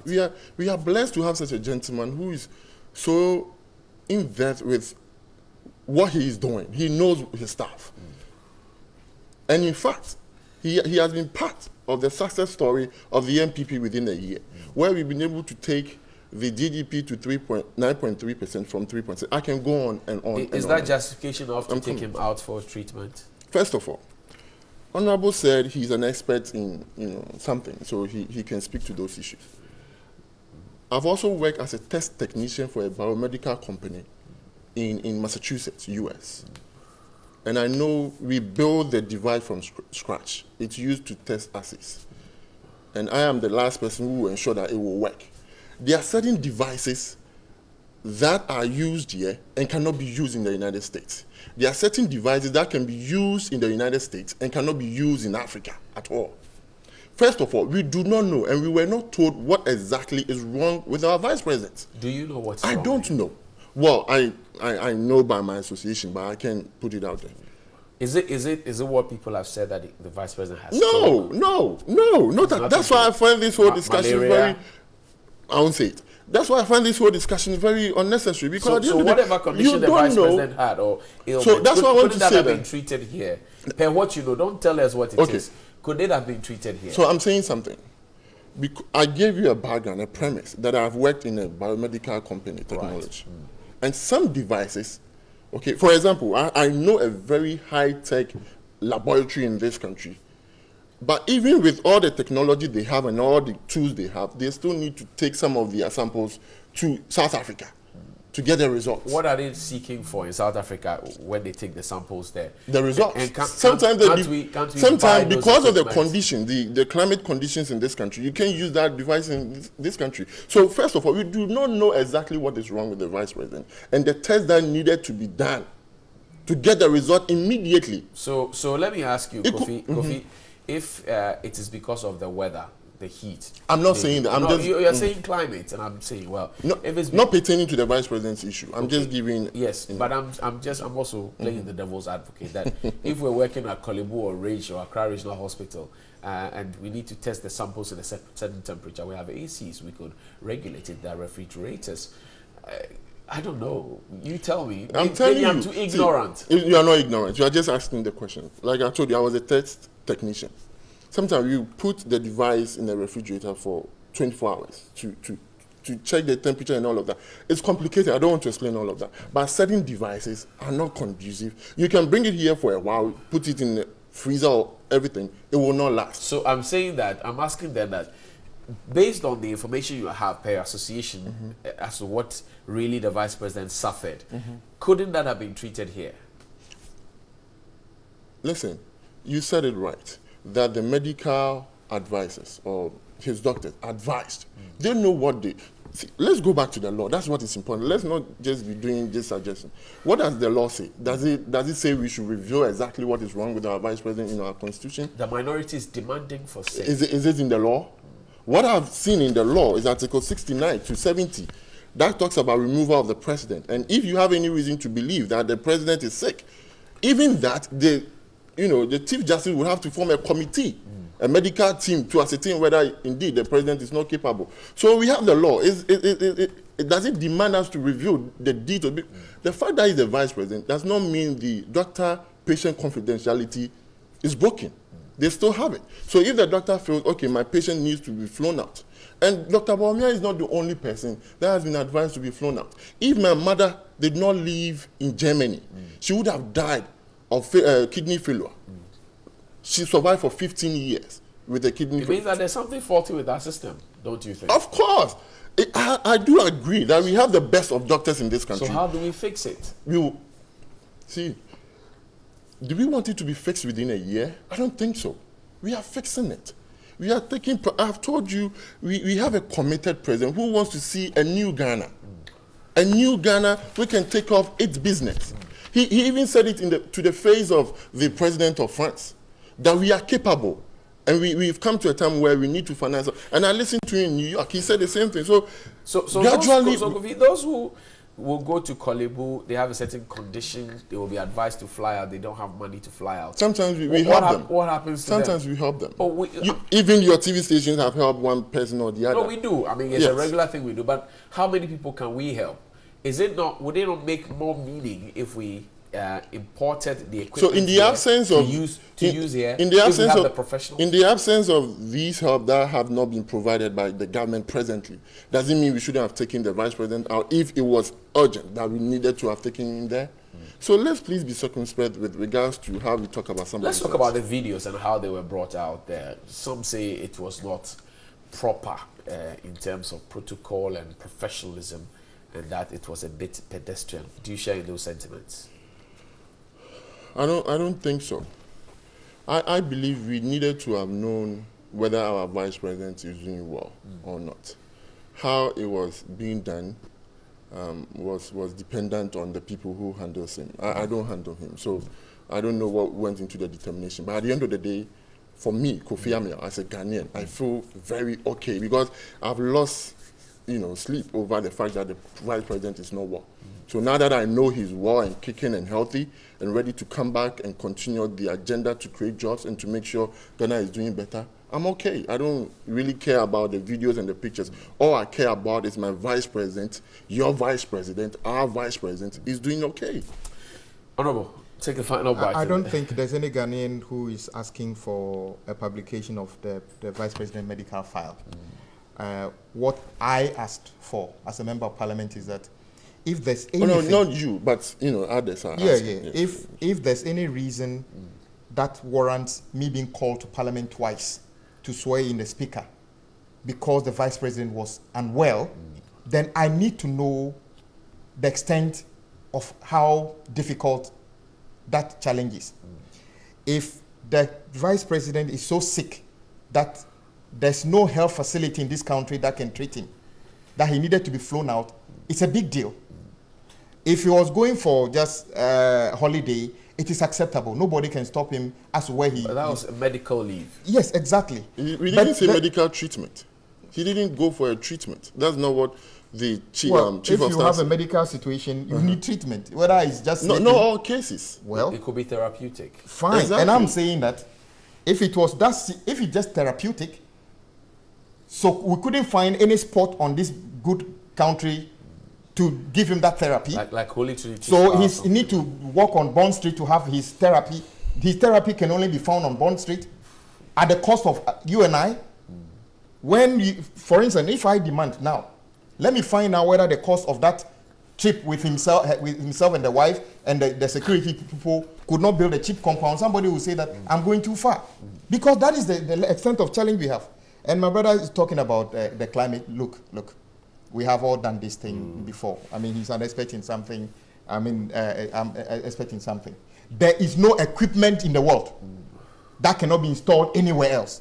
You can actually create a climate, a microclimate in any room, whether it's heat, whether it's cool or anything. You can do that. In fact, humanity has advanced enough for us to be able to do that. There is ice skating a place in Dubai. Right. And you can do ice skating in Dubai. We all know it's fake. Dubai is hot. Yes. Exactly. So that one, let's leave it. If we don't have the money to install that, yes, I know that some the technology company that fly certain samples to South Africa for certain reasons, and I'm told it's just the number that comes to them times the investment they needed to make here is one of the bases. So it has nothing to do with it's not too much to do with whether they can the climate and other thing. I can understand. If the vice president is so sick that needed urgent something elsewhere, that is fine. I'm saying that is fine.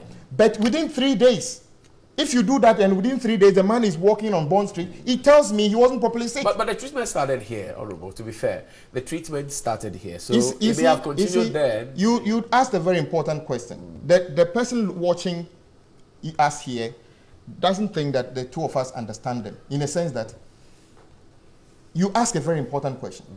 What about the rest of the people who have similar conditions? Are we going to fly all of them? No. That is why it is the responsibility of government to do the necessary investment that they can also benefit from that cutting-edge diagnosis and treatment in this country. That is why I'm saying that to leave $1 billion of healthcare facilities almost completed in this country to rot, simply because those who should make the decision to operationalize these hospitals have access to British Airways first-class lounge to jet themselves out, don't care anymore. And in any case, this government is on record not have built even one cheap compound in 1 year. And I tell you, my brother, a cheap compound is 150,000. Your government, upon spending over $3 billion, $1 billion Ghana cedi on healthcare, hasn't built one cheap compound. But are you happy about that? You built everything. We built a lot. But we were told you built everything. No, so why do you need us to anything. build something again? So what are you in government to do? If you can't even build a cheap compound, what are you in government Governance to do? is not just about building stuff. What is about what? It's also about managing the economy. What are you managing currently? Do you want me to tell you? Yes. We were able, your government in 2011. Yes. You are coming to talk about the figures. Of course. About the what figures. should we talk about? The figures. If you talk about those figures, Just and the what? president cannot mention. I don't enjoy this kind of conversation. Even one job that he's created. Okay. You talking about Dr. Baumian says debt to GDP is so and so. Doesn't resulted into job for one person. I will explain that to you. I will explain that to you. Why? Johnny, can I explain? Explain. Yes, when you have an interest rate, Bank of Ghana policy rate, dropping from 25% to 20%, that means reducing the interest rate. Do you know what that means? How do the people feel it? I'm coming to explain that to you. It means the businessman, the entrepreneur, or the CEO can go and borrow money from the bank and expand his business. You know what that means? It means he's bringing more people into his business. How come the president couldn't mention the job that were created? If the president said data is being gathered from where? You're asking me, Kofi Ami, I'm sitting here with you to explain something to you, and I've just explained that to you. Is it not enough? Let's wrap up on this conversation. So you keep talking about the fact that you've been summoned to Parliament twice to swear in the Speaker. There are concerns that that particular law be repealed or be looked at if we can. Are we considering that? Well, let me tell you what. Where I sit, I'm not a lawyer, but I hope I'm not going to be cited for anything. I don't think the Speaker is actually the acting president. Because as far as I'm concerned, President Akufo-Addo is not incapable of being the president. He's still the president of Ghana. Whatever he is, he's there as the president. 2, the Speaker never took the oath that is in this book. Okay. He never took the oath. So as far as I'm concerned, a layman, he never took the oath to be president. Okay. So whoever he is a creation. So somebody will say that we are deliberately creating a civilian coup. But that's what the law says. No, the law never said that. They crafted another oath, which is not in the book. You cannot go and create your own oath and administer to somebody to become a So it was not a presidential oath that was sworn. The Speaker never took the presidential oath. What did he swear? Well, he swore to something and then they coined something to bypass. What did he swear to? Oh, he swore to an oath, which is not the presidential oath, which Article 60, 11, and 12 talked about. So it is, and in any case, if the president comes back, is he going to take another oath to become the president? No. So I'm saying that it is not the making of the Chief Justice or the president or the vice president. The defect is in this constitution. We need to correct some aspect of Article 60. Otherwise, we are heading to a roadblock one day. My brother, just in case, we wake up this morning and Mr. Speaker is taken ill. Does this constitution tell us the next step we should take? Do you know it's silent? We'll be in a quagmire. If we wake up this morning and the Speaker can't do his job as acting president, as we are calling him, we are in a fix. But we have a second deputy speaker. No, the constitution stopped there. The Chief Justice. No. That matter, the Chief Justice, where is it in the constitution that the speaker is not there? So the law is silent on it. Exactly. I'm saying that let's take a holistic look at that law. Right. Today, it appears like we have managed it, but we can a step further than what we have done. We are all in a fix. So let's fix this constitution now that we have the capability of doing. Tell me, as a point of interest, how much does it cost for us to be recalled to Parliament every now and then to perform this ceremony? Very good question. In Kenya, it would have cost the government an arm and a leg. Okay. In Ghana, it costs nothing. I don't get paid extra money for being pulled from my constituency to anything. Nobody pays me anything. So they can call us 100 times. It's the same salary you get. That is why they are doing it. If it were costing like the way it costs in Kenya and other things that you need to pay a lot of money, they would have been circumspect about it. But currently, the government doesn't pay anything extra for doing that. The parliamentary staff come to work as normal, the MPs come to work as normal, and that's how it is. You don't get allowance? No extra duty? Nothing. Nobody pays you anything. Let's move on the conversation now. We're wrapping up. The Births and Deaths Registry is in the news. Parliament has summoned the minister and the registrar to appear. I'm sure you've heard the controversy brewing. Names like Ni, Nana Jr., Nene, Awolai, and all those ones have been sort of banned or blacklisted. You can't use them if you are not really a royal. And the explanation is that they have been abused and people are misconstruing those titles. And so if you are, for example, Nana Adodankwa Akufo-Addo, if you go to register, you will be Adodankwa Akufo-Addo. Then Nana, you can keep it at home, but not on official document. Honorable, let me start with you, Amayao, on this particular one. They've come under a lot of criticism and bashing, but they are appearing before Parliament tomorrow. The law says, the lawyers have explained that the law doesn't give them the right to take this decision, but they have taken it regardless. They deserve the bashing. They deserve the backlash. Because for me, as far as I know, to name somebody is a determination by the parents to decide whichever name they will give to their child. So I don't know why somebody will sit somewhere, not even use the law, but decide that, okay, you can use this name or that name. If my parents decide to call me Nana, they chose to call me that because of what they want me to become. Probably they want me to become like a king. If they decide to call me one name or the other, it's because I know I'm a Christian, what it means to be given a specific name. Even in the Bible, some people decided to change their name because they felt that particular name, did not really help them. So I think it's a very bad decision, and Parliament, they've called him, and he provide us with a better explanation. Maybe Parliament will be able to get something out of him with regards to why he made that particular decision. If Parliament itself is at a loss as to how the decision was made and what empowered them to take that decision. Yeah, when he gets there, probably he'll be able to tell us. The man, John Agbeko, he explains that in a previous episode of the Heritage newspaper, explained that if, for example, you are Mabel, you can use Mabel Jigbodi Agbeko. That's fine. But you can't come and say your name is Jigbodi Mabel Agbeko. He wants the local name caged, sort of, and those titles taken off. Nana, Ni, Nene, Togbe, and all of those. And what's the reason for that? I don't know. He says we must have a certain structure. If not, people will be naming people anyhow. What's his problem? What's his concern? Does it affect our livelihood?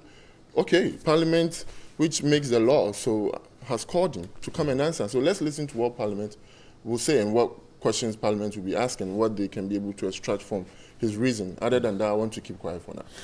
Honorable. Yes, look, there are protocols in every civilized society as to what constitutes a name. The common one is your first name, middle name, and your surname. So nobody expects, but sadly, and I must say, when I was in primary school, people call me Kwame Agboja Kwame. Okay. They call you by your father's name first. Right. And it's commonplace. Yes. If you have Nana John Bwedu, is Nana the first name or the middle name? I think what the guy is trying to say is that we need to clean up the way these things are. Right. Because to be honest, you can get a rendition of somebody's name and you are at a total loss as to which is which. So it should be quite obvious when somebody names gives a name, you should be able to tell what the person is up to. And it's also not true that you can take any name. Nobody can. I don't think they will be able to register. If you have a child, you call him Ghana. I don't think you should be allowed. Why not? You know, there's a situation. One of my colleagues here went to register her child's name, Papa Kofi, or so the name is, and they didn't allow her to use the Papa. They just said Kofi with the surname. No, but and she felt incensed because she said, "Look, the name Papa Kofi was picked from her forebears, a grandfather, and so they wanted to name the child, which happens in most Ghanaian homes. But Papa is not a name. Papa is a title. But they are decided that's the name. Yes. So I think the good thing is that when this the births and deaths come to Parliament, like he's saying, I agree with him. Let them come and give us the rationale behind this, so that we can help them. I know some countries you can't even register vehicles with a certain number plate. It's outlawed. You know. The same way, but I know some people are called Jesus in this country. And yes, I had a mate at school. Judas. Yes, who is Jesus? But hardly would you get anybody called Adolf these days for various reasons. But I think we need to clean up this. But I suspect if we go to the end, because Ghanaians we fail to find reasons why people do things. Maybe if you go into the law, that gives him the power to do this. We might find out that there's something in the law. I've read the law, 301 1965. I've conferred with my lawyer friends, Nia Libya Ibonte and Isan Kuma and all those great lawyers. And they tell me that, look, the mode, it says that they must have a mode of operation. Yes. But it didn't specifically say, I mean, really, somebody's name. Yeah. How do you alter somebody's name? Honorable, some people are even called Kenya, Cameroon. Yes. And all of that. Honorable, so I'm asking a question that, look, if you are not happy to accept names like Inshira, Asida, but if I come and say blessing, would you take it? Adum. If I come and say grace, blessing, will you take it? I think. How does that add up? Mercy, you take it. I think no. I'm not. I'm just saying that let's have an understanding as to what constitutes a name, because you see, we are going digital. Okay. We are doing a lot of different things. Perhaps they are having a challenge, a peculiar challenge that we don't know. Okay. So the opportunity is given to them to come to Parliament and explain it. Right. I am sure after that meeting, it will be clear whether what the steps they've taken was misplaced or we needed to help them do certain things in a particular way. I don't want these people to be victimized, bash them, and all sorts of things, because in this country, you don't know what somebody is the problem they are facing in the operation of their duties until you listen to them. But Honorable, don't you explain what you're facing, which will give you then the basis to take a certain decision? But that is if I mention your name, Agboja, it has a meaning. Yes. If I mention your name, Agboja, it has a meaning. We can tell. You can explain to me what it means. If I mention Wilson, that's son of Will, okay? Now, if I from where I come from, I decide to pick maybe Inshira or Adum or Dromo and give it to my child, why would that become a problem? Because many agencies in this country fail to do. And an example, once again, is our friends not far from here, DVLA. Okay. You know, recently they talked about re-registering vehicles. Right. There's something in the law which says that after 5 years, because you see, do you know that if you go to them now and ask them, how many registered vehicles do you have? They'll give you a huge number. But you had a vehicle maybe 15 years ago that had been scrapped. It doesn't exist. Okay. It's on their record as a vehicle registered in this country. So after 5 years, they clean up to find out which vehicles actually do exist, which one doesn't exist. But they never came to you and I to explain this.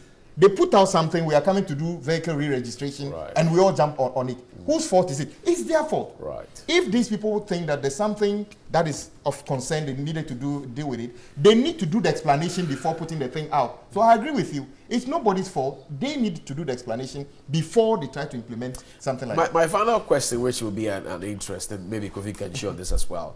So what happens, because I'm told this has already been implemented, what happens to, what compensation applies to those whose names have been changed or those who have been forced to take a certain name? So you go to register Papa Kwesi Kwabi, and then you are asked to just use Kwesi Kwabi and skip the Papa, and then the Parliament says, okay, you didn't have the power to do.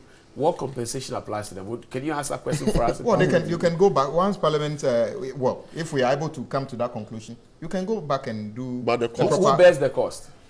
Well, it could be agreed on. I mean, if it's something that was wrong, I don't think you should pay anything. Just the way I expect DVLA to give a refund to everybody whose money they stole through the first aid come on. kit. Oh yes, it's a stealing money. Was it stolen money? Yes, it's The stolen people money. bought it. No. Nobody asked you to do that. It's money taken fraudulently. Give it back to them. Have they not given them Can back? I explain? He's a member of the Transport Committee in Parliament. I'm saying DVLA was not set up to sell sticker reflectors, gas cylinders, first aid box. You cannot usurp that power to sell me a first aid box compulsorily because you want to show up your IGF. If you do that, it is wrong, it's fraud. And I'm saying that you have stopped selling it, give the refund back to everybody. Honorable, your choice of words is very unfortunate. How do you tell steal? Which court determine if you take something that doesn't belong to you, I don't know the other word that you can use for it. What is the definition? I don't enjoy this kind of conversation. You see, sometimes you need to be very, fair to some of the words that we choose. You know, you to say that they've stolen. It's when I say if it's their money, why are they giving it back to you? For me to determine whether you stole my phone, it doesn't lie in my mouth. And you said something. I was watching you. You were dealing with a lady here, and you said, okay, she can accuse you of rape, and then the police will pick you up.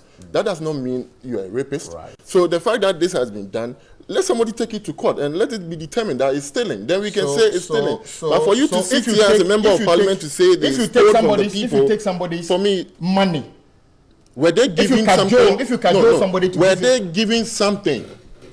After their money were taken. Take my pen and let me because take if your you phone. stole something from somebody, it means that you have taken something without giving something back to the person. So I'm giving you my pen, I'm taking your phone. Exchange. Okay, keep it. Exchange is no robbery. Okay, so I'm keeping it. You can't keep my phone. Why can't I? Because I want my phone. So the people want their money. Okay, let them go and ask for it and demand for it. Don't say they've stolen it. It's not right. Anyway, we'll do some of your messages here, I'm sure now. These two gentlemen explaining what's stealing. But this is a photograph. This is a photograph of what Mr. Kwame Abuja's vehicle looks like. It's been shot into. There you can find the bullet right there. And we'll show you a lot more of that as we make progress in that direction.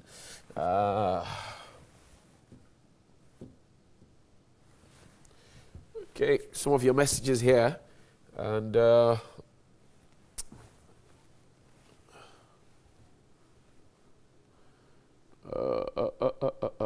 okay, lots and lots of them. Okay, somebody says thanks God for the shopping video.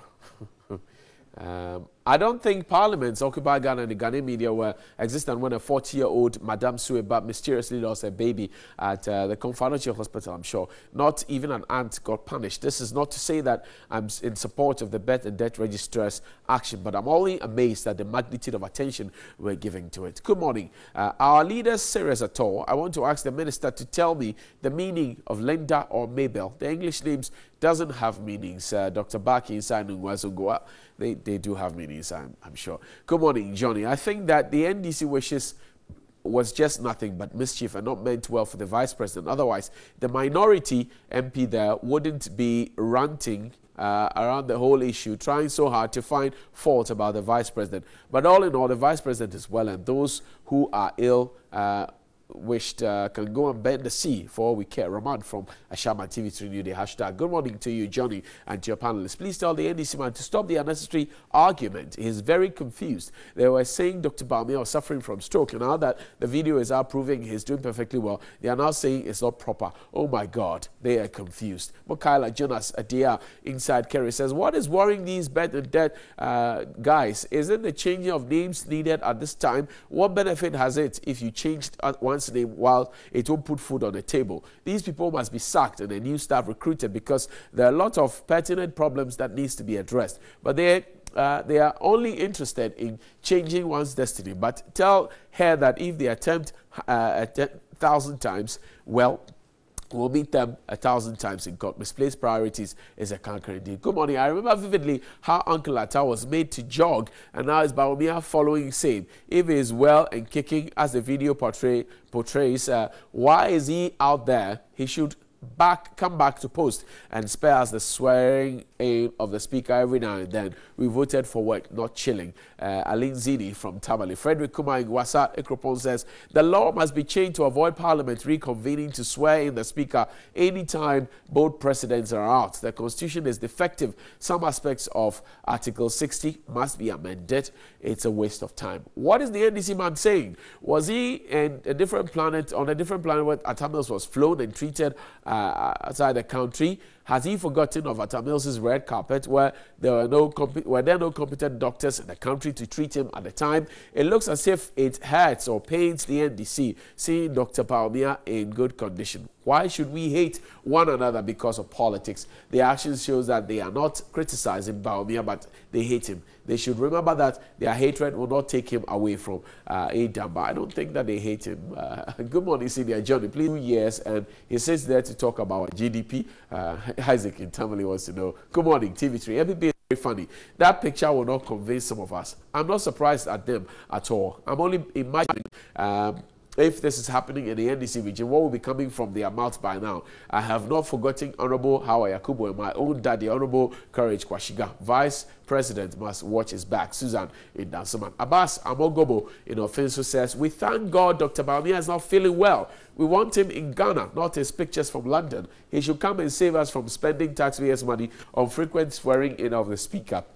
Well, we've been told it doesn't cost us anything. Hi, the role of the free senior high school policy alone, the rollout of the free senior high school policy alone, is enough for me to love this government of MPP Ibrahim Ahmed in Tamale. In Nima, hi, TV3. Personally, I don't think the videoing Vip walking on the street just to show off how fit he is not necessary. It shouldn't be something we talk about anytime the president or vice president is not well. Our prayer is that everybody should be well. Simplicity. We'll read some of your messages as we move along. But, okay, this one. This one is for you. It says, good morning. In fact, MBB communicators should bow their heads in shame. How can you, what is circulate? What's that? Circulate. Circulate wow. is also okay. Circulate Vice Bawumia pictures. Like that. He should come home and stop doing things from Tikuma. Tikuma, thank you very much. Interesting word. You don't read my messages, TV3. Why? Oh, we're reading your messages. Wisdom in Ashaman. Good morning. Happy that you have Mr. Gojat there and he's doing well. Good. Tell him and the NDC that we are sorry we sold color TV to buy black and white. God willing, we'll be back. We need Mahama back because he's my last vote. I see. So you... Oh, yeah. They say MPP is a black and white TV. I don't know. It's funny. You know, it can be. But black is a color and white is a color. So black and white is color TV. I understand what they are trying to say. But what are they saying? What they are saying is they are not happy with the MPP administration. Okay. I understand their frustration because they would have wished that they continue to stay on power and siphon the consolidated fund to satisfy their rooms and car prices. This government is not doing that. We promised to restore teacher, trainee, nurses allowances. We have done that. We promised them free SHS. We have done that. We promised that we will work hard to ensure that this country is industrialized. We have done that. We told them we will restore the macroeconomic stability. We have done that. So we are doing what we can as a government. We know there are more to be done, and we are committed to work pragmatically to ensure. So that you wear African print, you have won it. Thank you very much. he said he was not happy. I said the money is taken from the drivers was stealing. Right. But he said that NDC we were siphoning state money into our own pocket. That one is okay, is it? Oh, it's okay because the facts are there. And you even sent some people to court for doing that. I'm happy you have the National Service Secretariat. I'm happy that you did that. Allow him to have his final back. I'm happy to say that you have set up all the factories you have promised.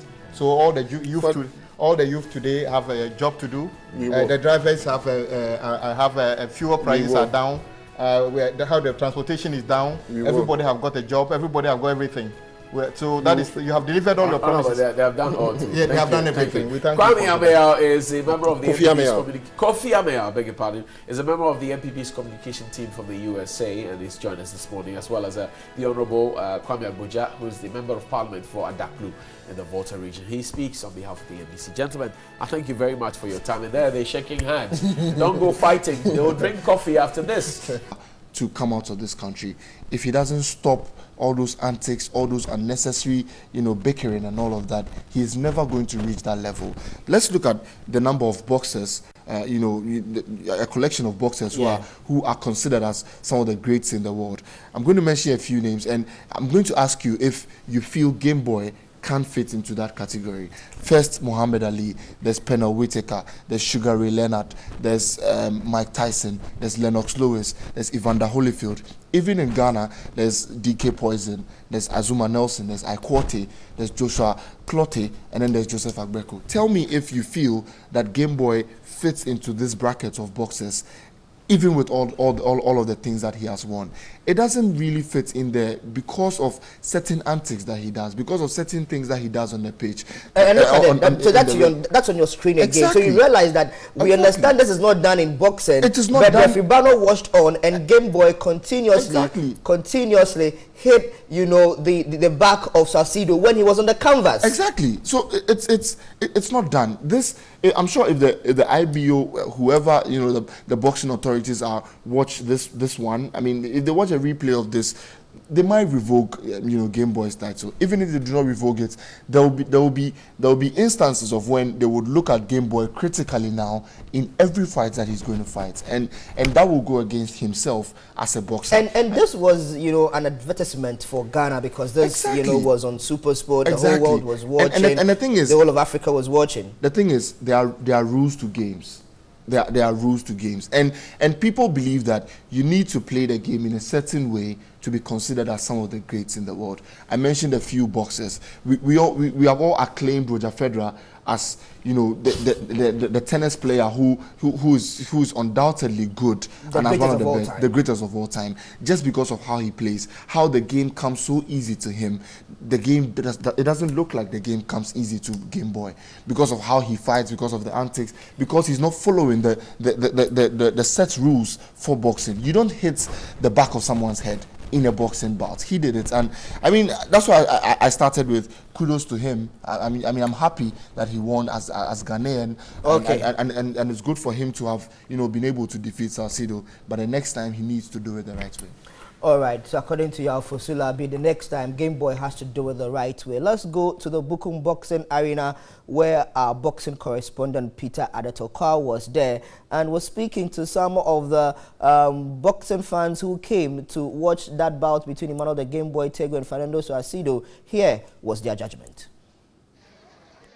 Boxing-loving fans who went to the Bukum Boxing Arena said the entire show was highly disappointing. For us to be able to lift at the game of boxing, we need to be able to raise the standard high. If you see what is going on this evening, though it is a competitive fight, but the display of tactics, arts, and also the finesse when it comes to professional touches, I'm not too impressed. Both boxers did not impress me at all. I mean, I was expecting Salcido with his record, 70 fights, 61 wins, 10 KOs. I was expecting to see more from him. At the time, I thought at the point he was baiting Tego to get a bit tired, then he would go in. But I didn't see much of him.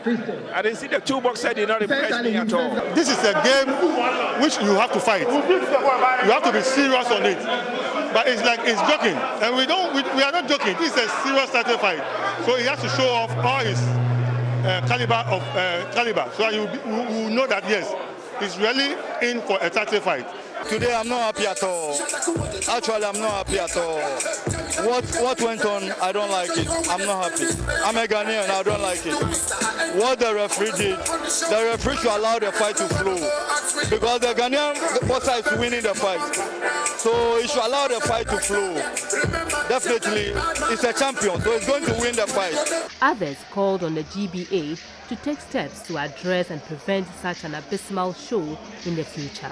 When you look at how they've ended the fights, I believe they can improve upon the professionalism, because hitting at the back, knocking behind, I believe we should be able to lift up the ethics of boxing, and if that is done, we can give image to the game. I think Tego should be more serious. I mean, in boxing is different. I mean, if you look at all the serious boxers, they don't over dramatize. The antics were too much. They should have worked on the body of the boxer, and the head would have followed. He had the opportunity to work on the body. He didn't do that, and well, he's lucky he has won.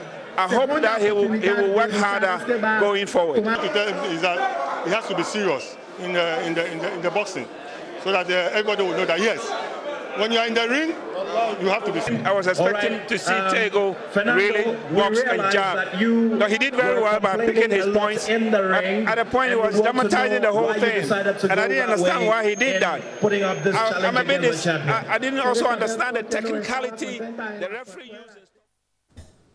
So that was Dr. Kweku Fosu-Asare, the years of experience in covering sports journalism in this country. And clearly, everybody was upset because the antics was too much, there was too much over-dramatization. Everything just does not fall in place on the day. Well, that's all I mentioned. I mean, the fans have already told us what they actually felt on the day. And, you know, it looks like... They wanted good value for money. Exactly. You know, everybody goes to a boxing fight wanting to see punches, wanting to see an entertaining contest, yes. But it looks like that wasn't the case. You know, on my Twitter feed, I followed on the timeline, and quite a number of people were not happy. Just as we saw, on our screens now, a lot of people were not happy. I think Game Boy has a lot of potential. He's one of the boxers that, personally, I feel can't, fly the flag of Ghana high. He needs to cut out some of these things and just chart the course, the course to the top of the of his boxing career. All right, now let's move on to an interesting. Let's still stay with other sports apart from football, and this time around let's talk about tennis. Yeah. And wow, what a gripping game that was! What a thrilling contest that was between Roger Federer and Marin Cilic. Yeah. In the end, Federer proved that at 36 he is still as strong as when he started. Well, yeah, I think that, you see, Roger Federer's, I think that, I'm sure a lot of tennis, pundits and journalists have run out of adjectives to describe who Roger Federer really is. And he seems to he doesn't believe it himself for what he has been able to achieve. Yeah. After he won the Australian Open, he shed a few tears and said that it was a fairy tale, really. And personally, I feel like it's a fairy tale as well. It's something that, doesn't usually happen. 36 years old, kicking it in the world of tennis in such a rigorous sport like that, and having to win so many Grand Slams. He had not won a Grand Slam in the last 4 years. He has come in. And a lot of articles were written in that period in 2012, 2013, that he was not going to win anything again. And all of that. And it's been huge for him. I think it's a huge bounce back for him. And looking at him winning the Australian Open now, he still has a chance at winning Wimbledon, and that's how scary. He could win a few more before he retires. Exactly, and that's how scary this whole thing looks. And it looks like he's in a comfortable area at the moment, because the people who can challenge him really are all injured, and it looks like he just having you talk about the fact that he's in a comfortable position. So let's go to the touch screen now, and we've put up some numbers for you really to explain to you why Federer is considered the greatest of all time when it comes to tennis. So as you can see, there are two tennis players with 12 titles, and that is Roy Emerson, the Australian, and then Novak Djokovic, all with 12 Grand Slam titles as well. Pete Sampras, the man who was considered as unstoppable before the era of Nadal and Djokovic and Federer all started, has 14 titles. Nadal has 16 of those titles. And when you look close, you realize that the man we're talking about, who is Roger Federer, has 20 Grand Slam titles. It doesn't get better than this, does it? And so, Rial, clearly everything here explains how great Roger Federer is. Well, it really does explain how great he is. 20 titles for him, the first male, a tennis player to reach that number of Grand Slams. It's incredible, really.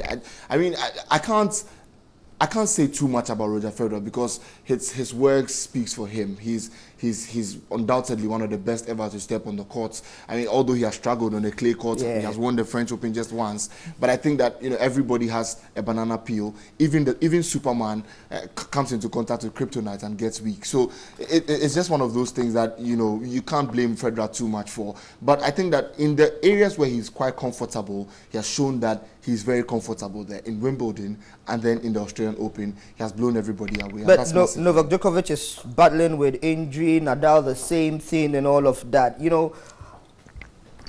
What I want to know is that, how does the rest of the players, Nadal, Djokovic, Silic, Berdych, Murray and co, how do they get back fit and strong to be able to compete at the highest level with what Federer is doing now? Well, they should just take a leaf out of Federer's book, because when there was one time last year Federer was injured at a point after Australian Open. He got injured, and then he realized that it would be very difficult for him to compete in the other ATP finals before Wimbledon. So he decided to sit out all of those ones and wait for Wimbledon.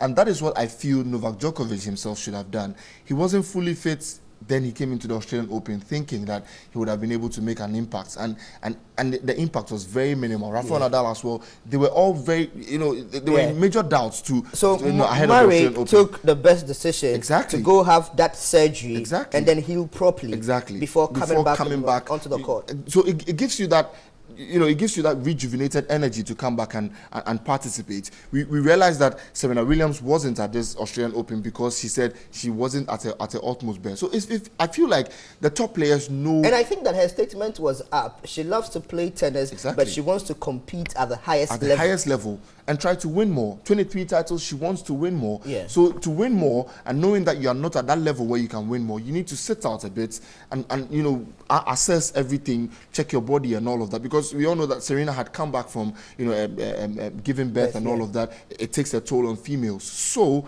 he had to sit Australian Open out. And I'm sure that when she comes back in the French Open, when she comes back in Wimbledon, it will be tough for the other females. And knowing that Maria Sharapova has still not got into a Grand Slam semi-final since Serena Williams has sat out the whole time. I'm sure she's still killing herself at. And congratulations to Wozniacki, who won her first Grand Slam title. The tennis player, gives her the world number one women's tennis player in the world too as well. And I'm sure Halep, that I know there are a lot of Halep fans. I wanted Halep to win. I really wanted Halep to win. Just for the fight she showed, from the start of the Australian Open till the final. I just felt like she should have won. But I mean, I think Caroline Wozniacki was the better of the two on the day. Okay, now so we're done with other sports. Now let's concentrate on football matters, and we'll be looking at two key football issues that happened over the weekend in the country before we go and look at the FA Cup games that happened in England, plus the Spanish La Liga 2 as well. Cristiano Ronaldo scored a brace for his side when they took on Valencia and won that one by 4-1. But so Ediana Kotoko played in the Galka GA tournament. Kotoko had the win for that one. They won by 1-0. And then again, we've seen them play at the GPL, Super Cup, and now Ediana Stars, also winning. But critically, both clubs will be looking at a lot of things they have done during this preseason break to build up into Africa, which a lot of Ghanaians are concerned about, because recently we've not done so well whenever we go to represent the country in Africa, the African club competition. So is these two games they have played, is the tournament from the Galka G8 and the Super Cup enough grounds for them to have prepared enough for Africa? Well, I think it's not enough grounds. If you look at CAF's regulation, it states clearly that you need to play about 9 games in your league before you start an African competition. It hasn't happened, and that's why the Ghana Football Association and Galka are still putting up some games to get them in shape just for the African competitions to begin. They played the Galka GA, the Super Cup. There's also a gala that's going to be played. Although Indiana Stars have withdrawn from the gala because of decisions that they have taken themselves. Kumasi and Kotoko have stayed to try to get that level of match fitness. I mean, I won't dwell too much on the Super Cup because, I mean, even Kumasi Asante Kotoko didn't dwell too much on it. This morning, on radio, I played a voice from the assistant coach, Akapo Patron, who says that it was just something to try to get the boys in shape for the Confederations Cup game that's coming up. And it's what they've set their sights on, really. Kumasi and Kotoko want to get back, you know, at the top of African football again. And if you look at how they've recruited, it's been quite good. You know, Dakwa and the rest. They've gotten a few players who, Frederick Boateng also from the former Inter-Allies, you know, striker and all of that, who have that experience, you know, of playing in African club competitions and also in the Ghana Premier League, you know. So we have a limited amount of time. Quickly, the Black Princesses in August they will be in France at the Women's Under-20 World Cup. Good showing for them. This is their 5th time they'll be qualifying, and that's good and positive for women's football. Well, I think it's good and positive for women's football, but I mean, 5 times we've qualified. Now we need to, you know, make sure we try to get into the semi-final places or possibly play in the final. Because I mean, if you keep qualifying so many times and you're still not making an impact at the World Cup, then there's a problem. But it looks like this crop of Black Princesses players are quite special. Presley Dubia and co, Sandra Uswansa, and then the rest. Sandra Uswansa came back from Lebanon to help, you know, the side qualify. So those are players who seem to try to, they look like they want to be great as female footballers in the country. So it will be good. Ernestina Abambila and all of those girls, massive, you know, effort they've put into, you know, reach the FIFA Under-20 Club World Cup in the women's section, and kudos to them, you know, for all they've been able to do for Ghana football this year. I mean, we don't get a chance to watch the Black Stars, but we have a chance to see another national team at the World Cup. Thank you very much, Sulabi. So just a quick update for you. Barcelona did beat Alaves by 2-1. They came down from a goal down to win. That 1 goal came in from Luis Suarez and Lionel Messi too as well. And then remember that Cristiano Ronaldo was on the score sheet for his side. He scored a brace in their 4-1 win over Valencia. And the biggest upset from the FA Cup was Liverpool, who lost to West Bromwich Albion by 3-2. So Liverpool, since the era of Jurgen Klopp, have not passed the 4th round of the FA Cup in England. And that's how we wrap up sports here on New Day. My name is Anako Jaffe. Thanks very much for watching. Always a pleasure serving you. New Day returns shortly. Stay with us.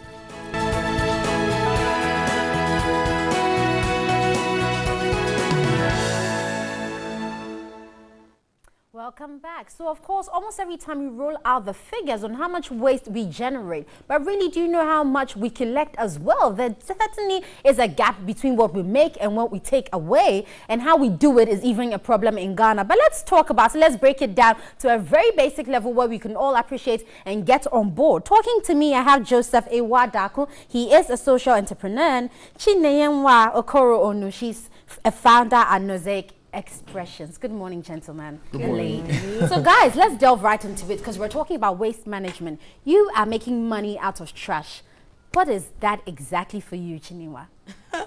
Well, when you say making money out of trash, it's like putting it like right out there. No, it is way above just making money. It's actually literally solving a problem in our community and our society, because if you look around, you too often see these things lying around, and sometimes I ask myself, what can we do, literally? And the question, what can we do, is how you find a problem. So I just don't want to position it as making money. I want to see it as solving the problem and making an impact in your society and in your community. So that's the channel at which I went for NewDay Expressions. And currently, we're working towards solving waste problem, not just on a smaller scale, but on a larger scale. We recently just launched the Waste or Create Hub, which basically, I mean, you hear environmental hub, technology hub. You don't literally hear environmental hub. What solutions are out there? A lot of young people are doing a lot of self-test prototype products that can literally help solve this problem on a large scale. But of course, they don't have the platform, they don't have the infrastructure, they don't have the enabling environment of some sort to help them practice, you know, work hard to see exactly what the solution base will be. So this is why I got more enthused about solving problems. Of course, I started with art. Making artworks from recyclable materials. I started back in school with a group of team. After school, I saw something different. I saw the ability to solve a problem and impact people on a different mindset. So this is why we set up NewDay Expressions. Very well. But let me come to you, Joseph. Is that the same inspiration that got you here? Yes and no. Okay, so basically, I went to a bubble for the first time. not knowing that it's probably like the largest electronic waste dump in Africa. And I was really overwhelmed. I went with under Ashesi University with a photographer called Fabrice Monterio. Nice. And I was really awe-inspired by Agbogbloshie because almost every single type of environmental degradation occurs there on a daily basis. And so basically what the Agbogbloshie initiative does is that we basically recycle and upcycle electronic waste and kind of scrap to create high-end bespoke art and furniture. Right. And so what we made, our first product was the Sankofa grandfather clock, made out of a galvanized car axle and from scrap, and it was actually taken in by Kim Penske about 2 days ago. Nice. Yeah. But when you talk about electronic waste, what exactly is that? So like our mobile devices and like old motherboards from laptops and other used appliances that end up being dumped as scrap onto the e-waste dump. And the problem is that the people at Agbogbloshie who work there, they really are they're falling through the cracks of society. People that have come to Agbogbloshie due to urban migration, and literally they're basically considered unskilled labor, and so they're forced to burn the scrap, which releases harmful carcinogens and harmful toxins and gases into the atmosphere. But it also, more importantly, it's detrimental to their health, because most of the people at Agbogbloshie suffer from chronic respiratory disorder and other ailments that are breathing related. And so what we're doing is that not only do we create upcycled furniture and art from scrap, but we seek to vocationally train and recruit the low-income inhabitants there so that they are equipped with the tools to make the high-end bespoke pieces we make. So it's a social enterprise and it's about social inclusion. Yeah. Very well, but what are your challenges as you set out to do or help in the waste management one way or another? Okay, so on my side, I'm a third-year student at Ashesi University, and so time management. I mean, having to balance the whole academia, with actually being a social entrepreneur has not been easy. But I have an amazing team at Ashesi, and they're quite accommodating with my schedule, and it's quite flexible with regards to how I'm able to balance both my academia and what I do. Also, we're very fortunate initially. Financing our projects with regards to what we're doing at Agbogbloshie was quite arduous and difficult because of the fact that we're young. But fortunately, we're working with the Ford Foundation at Ashesi University and the World Bank's Climate Innovation Center. So we're making progress in that regard. And so those two, with regards to time management and resource mobilization, that has been like, exactly. Right, but I guess he's lucky.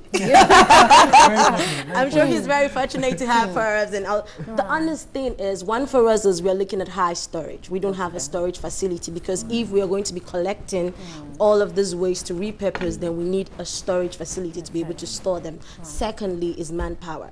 People, when you talk about waste, they're like, I don't want to put my hand in bola and those kind of things. But to get people into that mindset to understand that bola can be treasure is another aspect. And the third part, of course, financing. It's been pretty much very, very difficult. A lot of our projects that we've worked on, the training and all of that stuff has been mainly funded by us and a few other people who have supported. So that's another problem. I just think that organizations, infrastructures to embrace young people when they come with ideas, because sometimes they think, oh, we don't know how to scale, we don't know what our income or outcome will be. So, I mean, everything didn't start by literally knowing figures of what your business is going to be in 100 or whatever yet. You need to just give it a try, and that way you never can tell how business grows. So, challenges has been storage facility, challenges have been getting manpower, and of course, finances. But walk me through your journeys, your various journeys, because I'm interested. Like you said, this is not something you started off as a child. So even as the interest came, how did you really start off?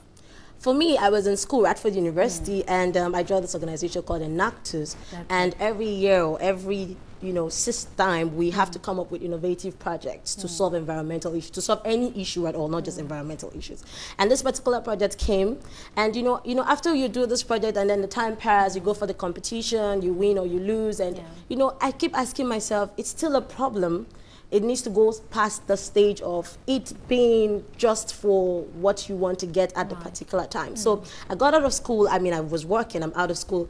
And every single time I meet someone, they're like, hey, what happened to that project? Why are you guys not doing it? And all of that stuff. So I was like, okay, you know what?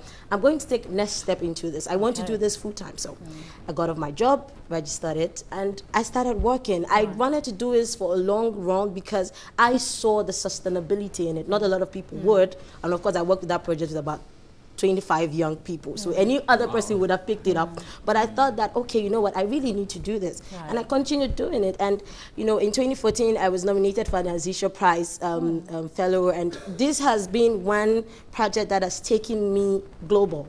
Because environmental issue is not what you find a young person literally wake up doing, but there are a lot of very enthusiastic young people like Joseph, like a lot of people. I mean, I met some people that talk to me that, hey, I love this, what you do. And today I'm so excited because when you go online, you find a lot of people doing something from waste. Macintosh started the dustbin, I don't know if you've seen it, and a lot of other people. And I get very inspired because one person can solve the waste problem in Ghana or in West Africa or in anywhere. We need a lot more hands on deck. So that's what it is. That's what my story is. I just want to inspire people to see waste as something that it can create something innovation for. Very well. What for you, Joseph? I mean, you use Abobloshi as your site, so I'm assuming most of your waste material comes from there. Yeah, actually all of it. So with regards to my journey, at HSA there's a course called Leadership 4, and my lecturer at that point was Zelda Barnes, and basically you're forced to, not forced, sorry, but motivated and encouraged. Yeah, as part of the academic curriculum, you have to do a social engagement service learning program, and so the Abobloshi initiative began as my service learning project, and basically one thing led to another, and I was like to myself, this could actually have some longevity, this could go long term, and so why don't we just try and pursue it with the resources we have now. And so basically going to Abobloshi, you know, it's very easy to sit in your ivory tower and assume you understand a problem. So for my team it was very important to do ethnographic and empirical research for about 6 months, just to really understand the situation, build a rapport with the people there, so that the problem solution fit would be appropriate, you know, because quite frankly, with regards to the public sector, there have been a few knee-jerk reactions, like demolishing makeshift homes at Abobloshi, which is not, it's an oversimplified solution to a very complex problem. So we decided that these people, due to urban migration, due to where they come from, their scenario, you know, their current circumstances, you know, everything about Abobloshi is quite circumstantial, you know, it's just people who have converged at this site and have made it their de facto state. So how do we go about empowering them? How do we go about empowering them, as well as also kind of creating a value-added product? You know, and I think that's the definition of Africa Rising, moving things from an informal sector context into a formal sector context, and that's exactly what we're doing with regards to the products we make from Abobloshi. Finally, before we wrap up, let me throw this question at you. So there is the fact that we produce so much waste, close to about 2,800 in Accra alone. Do you think your project is going to solve this problem in taking away because let's say AMA is able to take about 2,000, 2,200. So the rest, is that what you people are focusing on? So actually, I'll even qualify that with another fact. At Abobloshi, over 215,000 tons of electronic waste is dumped there legally and illegally every single year. And so what we're doing is a small step in the right direction. We aren't naive. We don't think that art is the answer to that macro situation. However, like in the long term, we seek to kind of find ways of creating a very eco-friendly and eco-incentivized kind of plant, whereby what is happening in the informal sector in Abobloshi with regards to burning scrap to kind of harness the precious metals, we want to do it in a very formal sector but eco-friendly manner, so that basically the demand for the precious metals from Abobloshi can be used to transform the area in itself. Very well. What about that for you, Chine? The thing is, this is why I set up the Waste or Create Hub, because we need to start going into the pragmatic solution, process of this whole waste issue. A particular arts frame of mine consume over 250 plastic bottles. Okay, depending on the size.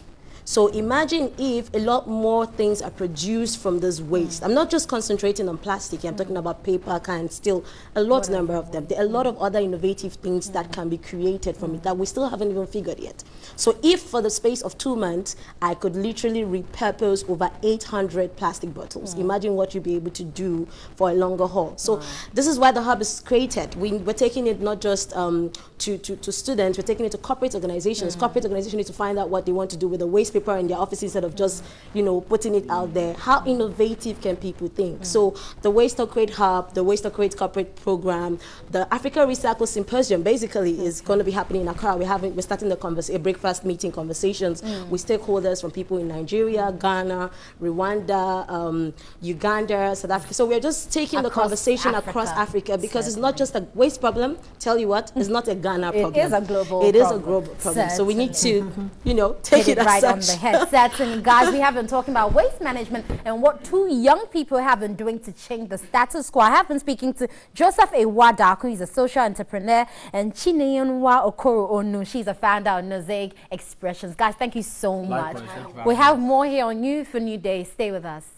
Of Papa Kofi Mensah Abronoma. That's Abrampa. Right. Papa Kofi Mensah Abrampa. That's the son of Evergreen newscaster Nanika Mensah Abrampa. He's 2. Yes, he's 2. He's 2. So he's holding both ears to signify that he is 2 years today. Yes, happy birthday. Wish him long life and prosperity, that he will grow and be a good citizen and be a leader. The head, not the tail. Certainly. Right, sure. And it is uncle's birthday as well. Yeah, let the uncle also celebrate the birthday. Our focus is the baby. Yeah, so if it's your birthday today as well, our focus is you. Enjoy your birthday, enjoy your day. And good morning to you, Reverend Father Isaac Corte, my parish priest. Let me also take time to say good morning to my Sunday school, my Sunshine Band students at church CFCC. Yesterday I couldn't make it to church, so I missed them. Sunshine Band. That's what you call them? That's what we call them. Oh, okay. Yes. That's They're amazing. I mean, you know when you see children and they're so nice, and someone sees me and goes, I see you on my TV. So I told her the other time, okay, so one day bring me out because you can't leave me there. I miss you guys. Hopefully next week I'll see you. But Johnny, it's a good time to wrap up. Exactly. It's time for people to go to work. Yeah. Go out there, do your best. People are already irrespective at work. of the atmosphere in Ghana. Don't be discouraged by it. It's just do your little bit where you are. Shine your light right there. People are already at work, must say, and our friends at Unibank, the Kokomlemle branch, they're watching. So good morning to you, and we'll see you tomorrow. Tomorrow is Tuesday. It will be the 30th, then 31st. Yes. Yeah. Calm down. You'll be smiling to the bank shortly. Don't worry. God is in control.